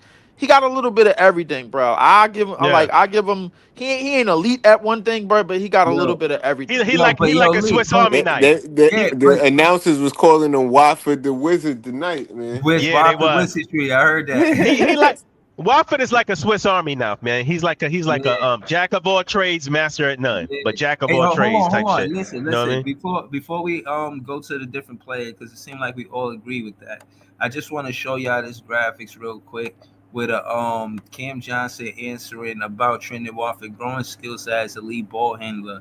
He says it's funny because when he was in Portland, we played him plenty of times and we were just like, oh, he's a 5-man. But I think he's really found a place where he can flourish and we can encourage him to be that guy, to be his best self. I remember when Ben Simmons was out and Trendon Watford came in and got the minutes. I was like, he's a poor man's Ben Simmons. And I was joking when I said it, but it was like a funny, true joke because I was saying he doing everything we want Ben Simmons to do, because everything that Ben Simmons would do, Trendon Watford would do. The difference is that Trendon Watford was going downhill. He was going to the basket. Like Yeah, exactly. Ben Simmons never was going to the basket. To be fair, Trent is not the same type of playmaker Ben is though, but yeah, it's close. But yeah, but no. Yeah, but Ben has like way more. Ben has way more fake- explosiveness and speed. He had the fake handoff, man. That shit was, come on, man. That was working. We was getting points like that, man. He's a hard player to stop. When you got that type of dude, that type of size moving like that, you know what I mean, with the ball in his hands, he's hard to stop, bro. I want to get to the next player, and I know it's gonna start a fucking argument, but I don't give a shit. Hold on. Go ahead. You can pick the next player. I'll pick the first player. I'll pick. Well, I think I'm gonna go down a list of players because almost every guard that played. No. I'm gonna get to the player I'm talking about, but I think every guard that's played for us this year, bro. They basically are like everybody that's 6'2", 6'3", 6'4". You could go from Struder to D'Lo, and now got goddamn who we had that we traded to the Lakers. Not DFS. Who we traded with him? Forgot this nigga name. Melton. Milton. Shake, bro. Shake. Like everybody that in between 6'2" and 6'4", then had these games where they had 6+ assists, 8 assists from Yo, I'm gonna D'Lo. get us out of here, man. Yo, y'all guys have a good night, man.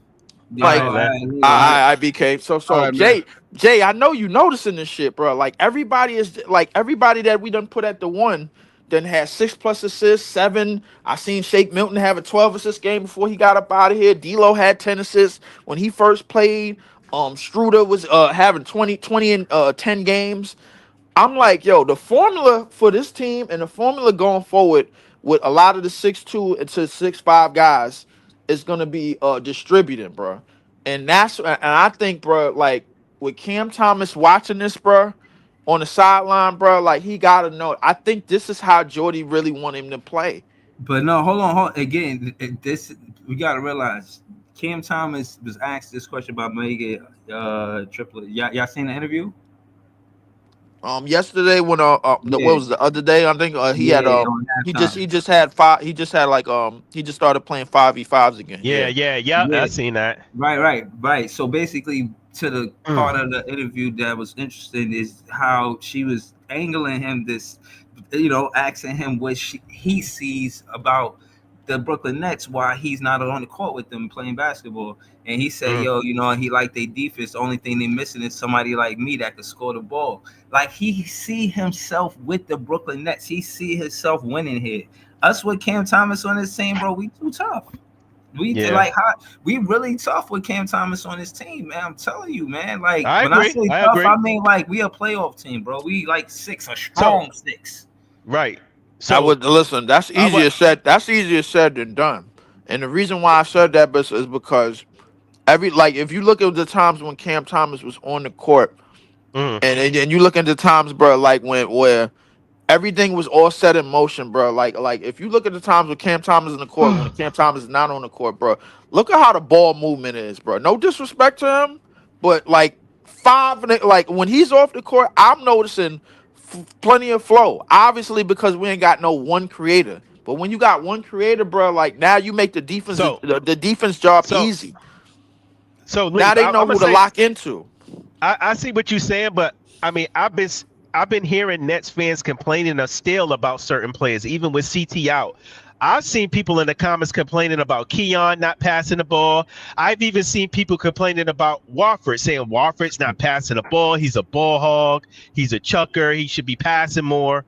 So, And you with know that by being looking at said, games like this, bro, that shit ain't true because everybody had combined. How many assists we had as a team, bro, off of field goals? We had 16 assists in the first half off of 20 something field goals. That's team shit. That's how you move the ball around. So Waffle has 6 assists off the bench. So right, it's but to clearly be not a fair, passing issue. right, I see what you're saying, but you got to understand the game kind of changed. That was when Embiid was in the game. We all agreed on that. So it was kind of easy to get your shit off. When they went smaller, shit got tighter on the court. The defense got tighter. So I think the Nets kind of went to a more ISO heavy offense, and it was people like Warford and CJ trying to, you know what I mean, trying to carry that burden. You feel Right. what I'm saying? And they stopped passing less. Right. Well, they stopped passing, and the reason why they stopped passing less because they got into a point in the game where you knew you had to slow it down. Notice that Wofford been closing a lot of our games without CT Bro, on the court. Notice, Yeah, like yeah. that's true. But what I'm notice saying, that. hold on, Leaf. What I'm But saying is Philly upped the defensive intensity. They upped it, bro. You feel what I'm saying? They got smaller and faster, and they start Right, pressing the Nets in the fourth quarter. right, When right, right, Embiid right. was But on the but on the just go right, ahead.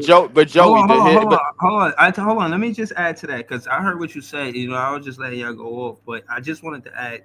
I seen Jody Fernandez do that where he made Cam Thomas only take like 10 shots, 12 shots because he wanted him to be in the flow of the offense. I've seen him do that. So, and I've seen him give him more shots, like make him heavy, the number one guy on offense. Jody Fernandez switches it up Mm, with Cam Thomas in the lineup. So, again, Cam Thomas complements it because it contingent on him being coachable too.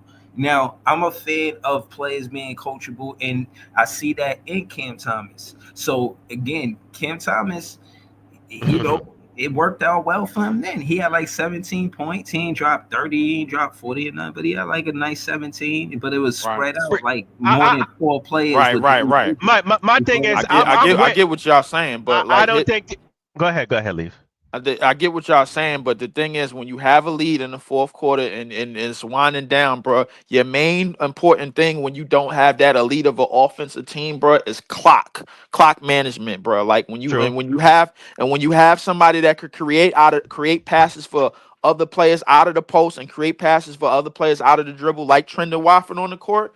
To give him and he could do that to a certain degree, bro, and he could see Right. over the defense and he knows when to make timely passes and knows Mm-hmm. when the cuts is gonna happen, bro. That makes your job a lot easier. With Cam Thomas, bro, like now the thing is, bro, now the thing is he's gonna put himself in hero mode, especially when the Sixers went up 95 to 94. He's gonna put himself as yo, Leaf. I gotta win this game. Leaf, I think it's the same thing. I think, to be honest with you, that's how it is with the Nets. When they're on the floor, they don't have too much offensive power. So they're going to always rely on that one guy that can get his own bucket or get to a spot. Now, if it wasn't Trendon Watford tonight and Cam Thomas was here, Cam Thomas would have been doing the same shit. That's what I'm saying. That's what they do when these teams start gripping down on them defensively. They start going to that one guy who can get them a bucket, and they start doing the ISO shit. That's exactly what Warford was doing Yeah, tonight. but the thing is, Wofford is not drawing the double teams that Cam Thomas is doubling. That Cam Thomas is bringing. The reason True. being is because the defense knows that they have to try that they have to If the defense is fast enough, the defense that Philly was playing in the fourth quarter, they're going to turn Cam Thomas into a passer, that's not his strong point. The thing is, Wofford, bro, like Wofford could see over the defense, and Wofford could see the double coming, bro, before then, bro. So they're not going to try him as a passer. They're going to go 1-on-1. Notice that they didn't double him in the post. When he they only doubled him on half. No, I said court. I agree with you. They Right. didn't double him. Yeah, they didn't double him in the post, so he got a lot of 1-on-1s because you got to respect a lot of the shooters. You got to respect Cam Johnson coming off the screen. You got to respect Claxton diving in for the offensive rebound, which he got for the game winner. Because if you commit off of that, bro, now your big man is compromised. Now you got Claxton all over the offensive glass like he was in the game winner. So the reason those things work, and the reason why I say we better off getting a Derek Queen or a Diego Dominguez, because as playmakers, bro, they command all your attention. As thinkers, bro, as high IQ players, they command all your attention, bro. So you saying Cam Thomas's downfall is his height, is his size. I'm saying Cam Thomas's downfall is when the defense starts sending their best double teams. When they start sending their best doubles, bro, like that's when he's compromised the most. Right, but you said, and the reason why he's compromised the most is because of his height. He can't see over the double like Trendon can. More or less, because the thing is, notice that our small guards, they all speed up. Go back to Struder, bro. Like he speeds up. He's gonna speed up before down the court. double come. Before the double come. Notice that. Hold on. Notice that all our small guards they speed up. Hold on. Some of that is personnel, because when they was doubling Cam Thomas and Noah Clowney was there, that's when he was knocking down all those threes. We was making the defense pay for that. So that's Jordy Fernandez with the offensive schemes. You feel what I mean? It's personnel, bro. And again, it don't make it seem like y'all try to seeing Noah Clowney knock down those threes that I'm talking about. I seen it, but my point, the point that I'm trying to hold on. I hear your point, but my point to your point is he was open for those threes because they was doubling Cam Thomas. We was making them pay. The point that I'm trying, you talking about the Noah Clowney situation, bro. Like I understand that, and Noah Clowney, I'm saying is going to occupy. Thomas was beating the doubles. Y'all talking about him beating the doubles because of whatever or whatnot. I'm saying he was beating the doubles in the defense. Jordy Fernandez was making him pay with the plays he was drawing up. He was drawing up. But here's the thing with Jordy above the 3-point line. Noah Clowney was like 4 for 10. What Jordy really wants him to do, bro, is play faster, and not just in the open court, but in the half court set. Notice Cam Johnson is coming around the screen, bro, full speed. That's what he wants Cam Thomas to do instead of in the fourth quarter. All right, yo, Cam Thomas, you the grenade man, bro. Like, hey, go ahead, go cook. That's what he want him to do. So the thing, and our small guards, they want us to move fast as possible. The 6'2", the 6'3" dudes, that's Cam Thomas height. They want him to move fast. Notice how fast Killian Hayes was moving. He did not hold the ball. Notice how fast he was getting up the court off of rebounds. And it's like they gotta anticipate the double. They gotta anticipate that a double is coming no matter what. So before before the other team can even think to send a 6'9" Kelly Oubre or Yabusele or whoever they sending, bro. Speed that shit up the court, get it to a nigga with height, and then you play off the ball the rest of the goddamn half court possession. Simple. Yeah. So I mean, I think all of that will come with time with Cam's playmaking. He is getting better. It's just the IQ part of the game, man. Like trying to see the game, see things before they happen, type shit. You know what I mean? To him to get that's their defense for Cam Thomas, double or Baldwin now. They know.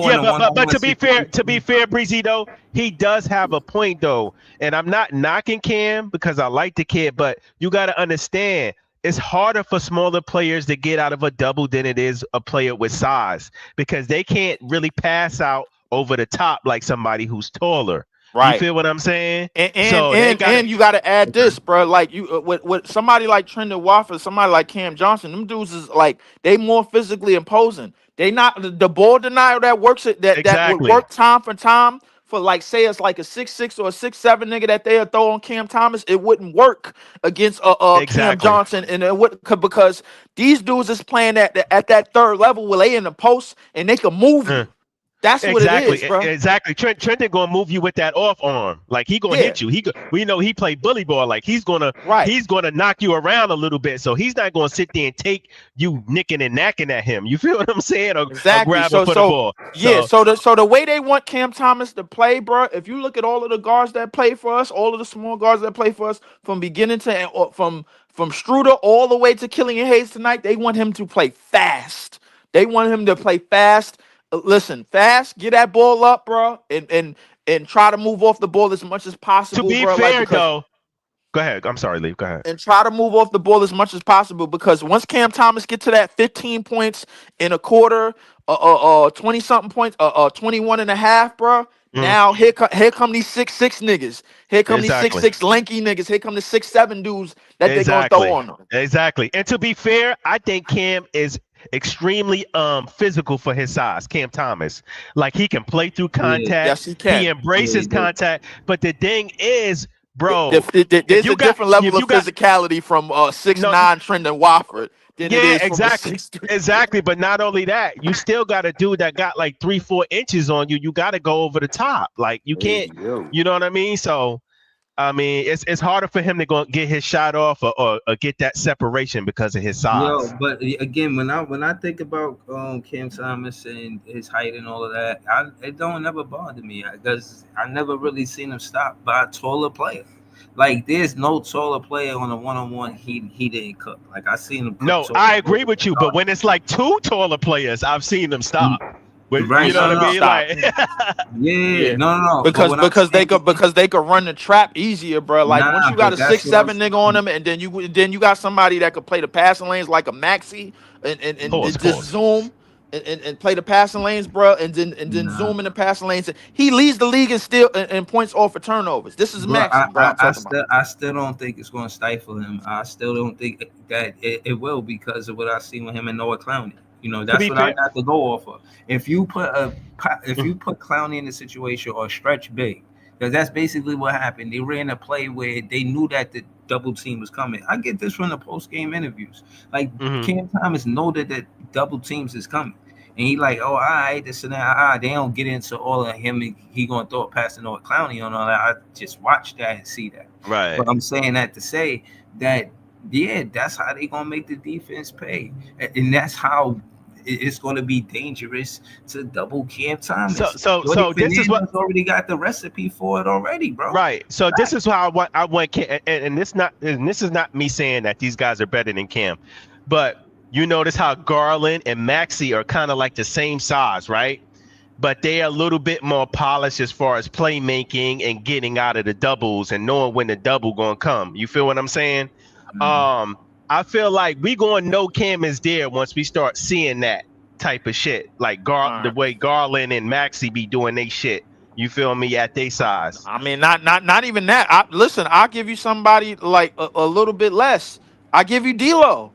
D'Lo know how to navigate out of off the screen double trap type shit. He knows how to navigate out of double teams, bro. And the passes that you see him make on, like, go to tonight's game and go to the passes that you seen Killian Hayes make. Those are the type Right. of passes that But they want Cam Thomas to make. D'Lo's bigger though. D'Lo's a bigger guard. He's Yeah, just D'Lo slow. about good 6'5". He about a good Yeah. 6'5", No, and he's not.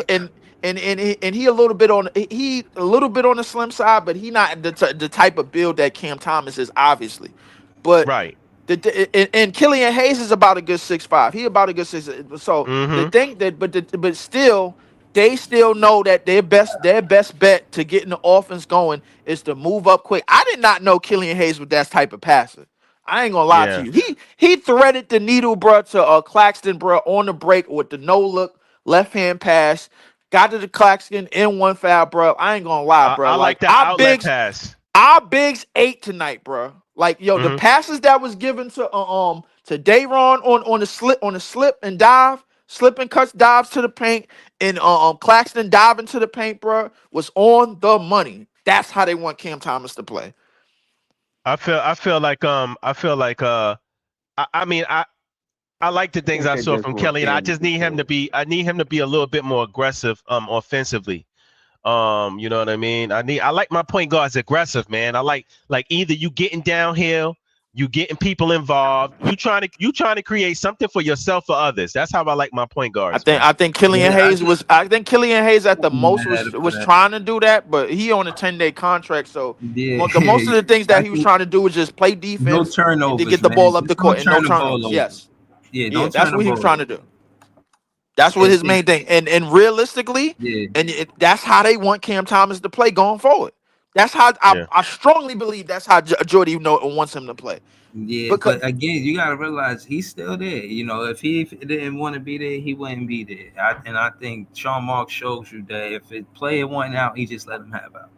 If Cam Thomas didn't want to be there, if they didn't want him there, he wouldn't be there. I don't think. I think he likes Cam Thomas. I mean, I think Cam Thomas likes Jordy Fernandez as a coach. I You think got he Jordy, does too. you got Jordy Fernandez calling Cam Thomas scoring superpower. Like, bro, the way he bonded with the players, bro, he was calling home during the international games Yes, he via was. Derek Whitehead. The Hmm. case in point is, bro, somebody like Cam Thomas with Jordy Fernandez and whoever we draft in this next draft, he could make a star, bro. Can't Jordy Fernandez will make one of these players an all-star, bro. He's gonna make somebody an all-star. The What Brooklyn I'm Nets I will agree. have an all-star what I'm with more Jordy concerned Fernandez with and Melo is how as fast a head they coach. implement, bro, to the style of play and to the sets and Mhm. to the offense, bro. I'm not really interested in all stars and stars. I'm interested in us building a unit from top to bottom. I'm interested in us having a bench to where we put the starters out and we'll be just fine like we was tonight. We outscored Mhm. these niggas about like 40 something to 14 off the bench. I'm looking for consistent nights like that. I'm looking for, all Thanks. right, yo, if Clax don't got to go on one night, all right, yo, guess what? Zaire Williams could back him up on the boards and on the defense. I'm looking But he for got, I shit just like Well, been that. I telling you, wanted to I bro. wanted He to bring run a something up. 10-man rotation, bro. He run a I, wa- 10-man rotation clean. I'm a And yeah, I, wa- person. and with a I, 10-man rotation, bro, I don't need no all-star. I just need consistency from all 10 niggas every single I, night. I need most importantly, I want a player that's willing to be coached, that wants to be coached. I think that's we overlook that attribute, and everybody's talking about the talent and the youth and and all this other stuff. I want somebody who's hungry and somebody who's willing to be coached and willing to get better. That is, I think, one of the most important things when you draft a player is their mentality. um, you know what I mean? Because a guy can have all the talent in the world and come in the league and be like Ben Simmons. You know what I mean? So Yeah, exactly. That's why I be saying some dudes shouldn't be here getting addicted to the women and Golden Crush. Like they gotta hold it down. he Know what I'm said saying? Golden We gotta be Crust. professionals. Know what I mean? Word. Facts. So I, hold on. mhm. Listen. All I'm saying is you got 30 minutes, 35 minutes, 36 minutes, 31 minutes, 27 minutes, 24 minutes, 22 minutes, 13, 13, 10 minutes. That is everybody eats. Everybody eats, Right. B. Right. Everybody eats, B. You get soy I, sauce, you get duck sauce. I'm saying you Hey, good. Breezy, I wanted to ask you a question because I know we talked about trending, we talked about CJ, I wanted to bring this up, man. I thought Dayron played exceptionally well tonight against Embiid. I mean, he was physical. He ripped Embiid at one Again, time. Like, everybody played good against Embiid yeah, tonight, bro. yeah. Dayron, we didn't give Dayron his flowers. He played a solid basketball Yeah, game nah, tonight. I seen him, you know what I mean, getting physical, you know what I mean? I seen Facts. like a collision for lack of a better word. I did too, but I think Jay, I don't know if Jay is still here, but I think Jay was right about the five position. I think what we looking for is like more speedy, athletic, switch from 1 to 5 guys. Uh-huh. And I think if Dayron is not here in the future, and then we replace him with like somebody along the lines of like a Khalil Ware type of build, brother, then we all know that what Jay was talking about was 100% true. Because if you look at the way Claxton recovers on certain plays, and if you look at the way the makeup that he does on like defensively, bro, on certain stuff, those are the guys. I think those are the type of centers that we probably gonna be drafting in the future. If like outside of maybe a Derek Queen, I see us drafting a lot of athletic, linky, get to crazy shot block type of guys. You know what I'm saying? So I like Dayron. I think he played well. I think a lot of the things that he brings to the game is an anomaly, especially for our team, man, because nobody else don't really do. Nobody else is really banging. I always said I thought the only person that got out rebound him was on the other team tonight, and that was Andre Drummond. Yeah, Andre that's a Drummond, fact.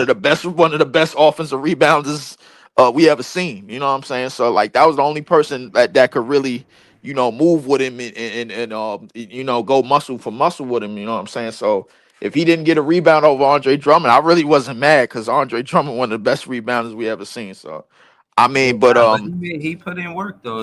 yeah, he definitely put in work. Yeah, for sure. You know But what I'm saying? what To I'm be saying specific, he had 7. He had 4 offensive rebounds and right, three right. defensive But rebounds.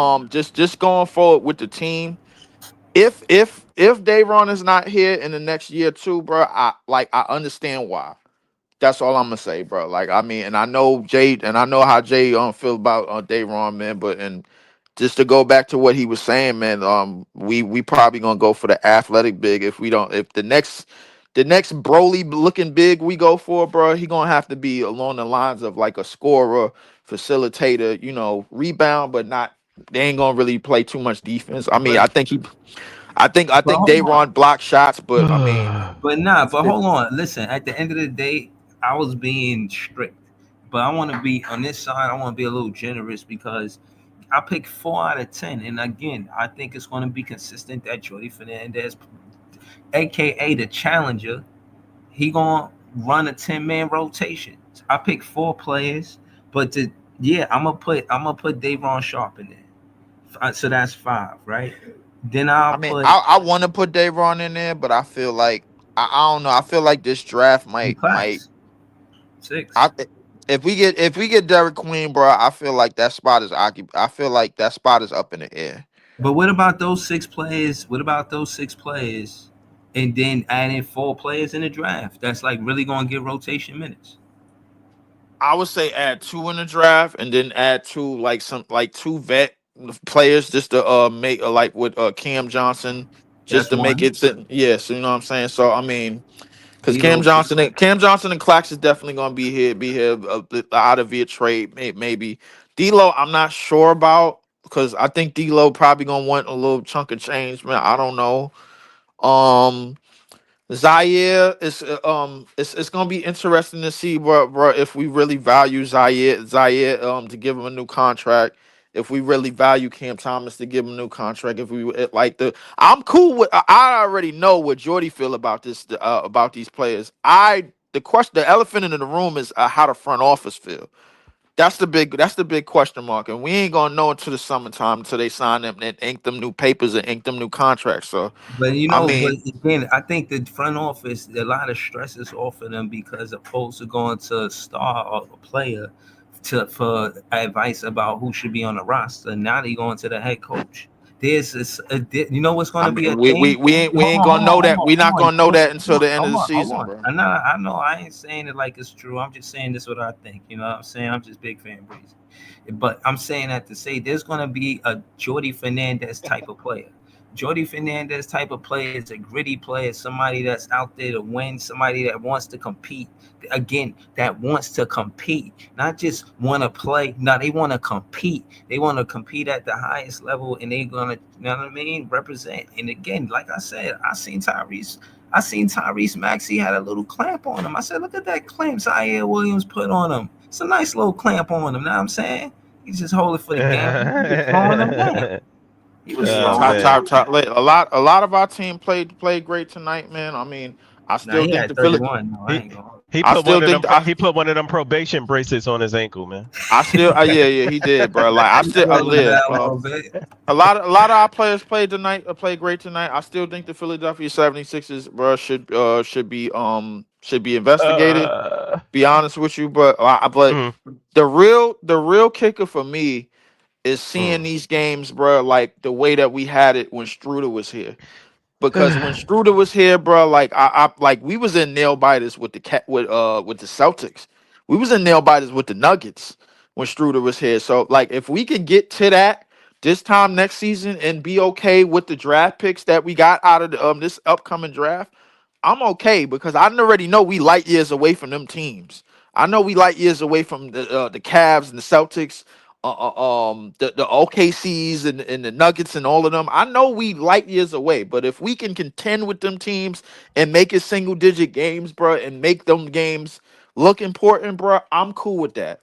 But only I time to don't know if tell. it's I don't know if that's enough, Leaf. I mean, I'm cool with it for the time being, but I think it's still going to be a notch we gonna have to hit. Because I don't know, we might be a good team, like a middle of the pack team, but I don't want us to be a middle of the pack team, man. I want us to be a contending team, and I still think we need We we light need years a away from that.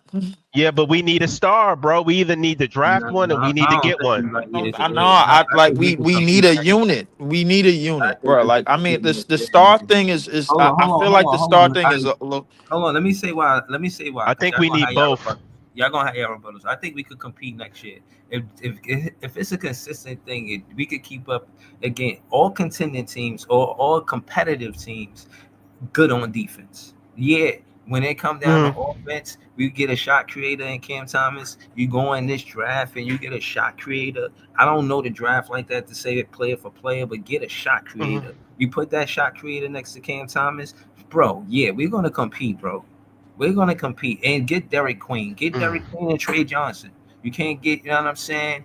Cause you like it is so many combinations that you could get. You know what I mean? So mm. yeah, my thing is I'm I don't know confident about that we Trey can do Johnson. That nigga don't better play a lick of draft, defense. Here's bro. my thing. I feel like with the group of young guys we got now, we got a couple of foundational pieces, a couple good guys that we can probably see us growing with us as role players. However, I still feel like we need that 1-2 punch. You know what I mean? I think Cam can grow into one of those roles, but I think we still need that 1-2 punch. And on top of that, we need our supporting cast, man. I think we need both. And we need the whole team to come together to be gritty, but we still need that talent. We still need that one or two stars to go with these role players that we got. You feel me? So I I feel think like well, a star. I feel like is a bit of a stretch at the moment. I feel like we just need an elite IQ playmaker type of guy to keep everything honest. mm, If you get it seems to me, bro, like even with D'Lo, even with D'Lo at his age, bro, like we still like we look the part, like even with him. So if we get somebody that's on that same side as playmaking and on that same side of shot creation as a combination, bro, like to mm, just to make sure everything is whole afloat, at least on the offensive end, we're like we moving steps up. right. The other thing is probably going to be somebody that's like an inside presence. I see us, bro, getting Derek Queen and Yegor Demin late in this draft. I really The, do, bro. Like I'm like I the, can't. the, the thing is, Leaf, we're looking as good as we look because we got Jordy got these boys playing defense. Let's be clear on that.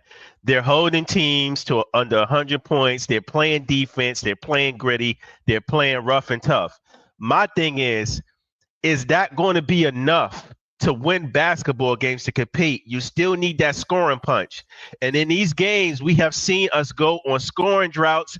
We have seen us look around when shit got tough and we can't score the ball. And we right. looking around for somebody to score for us. Because granted, we can defend like a motherfucker, but we still got to score the ball. And if you score the ball, you need talent. Well.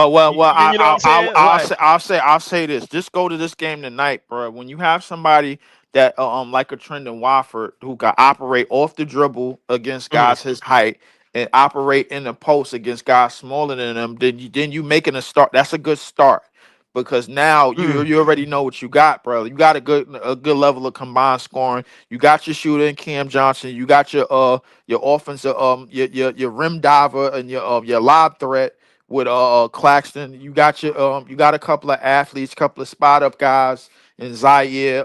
Keon Johnson, bro, can attack. He could get both feet in the paint. He can make a play. Things like that. So the thing is, I'm thinking of that same type of talent, but just more IQ and better shot making and better I get what you're saying. you know what I'm saying? You're trying to like more of a complete unit, Yeah, high just those IQ, just everybody. those Those players, fanta- but just yeah, better. yeah. But my thing is, I think that will be a good fun team, and it'll be a tough team. But I don't know. I still feel like you need that 1-2 punch to really get you over the edge. You need that one or two guys that can give you 40 at any night. You feel what I'm saying? I think Cam Thomas can definitely be one of those guys, but you need at least two guys that can give you 40 at any given night, along with the guys that you're talking about as a supporting cast. I don't think those guys alone are going to take the Nets over the top to win a championship. Now, No. will they be a fun team to watch and play basketball? Absolutely. They'll be a I mean champ. Will they be a the guys that looking to take us over the top with a championship, like go look at the Cleveland Cavaliers. They really only got one dude that could go for 40 or 50, and that's Spider. Go look at OKC, great defensive team. They really only got one dude that could go for 40 or 50, and that's SGA. So my thing with the two dudes that could go for over 40, one or two dudes that could go for over 40 they need to get for night. I'm looking for dudes that could go for for like the 2010 for the 2010 and 5 on different nights, and we still playing max level defense. That's what right, I'm right. looking for. That's more realistic because if you look at the teams at the top, they really only have one guy that could go for a fit. Like Spider just dropped 70 2 years ago when he got in the Cavs jersey. Remember that, bro? When he put up 70 Yeah. something. But So to be nobody fair, else on that team is Listen, commanding that hold on. attention. You don't think Garland and Mobley can put up them numbers? I I think they think have the ability to do it.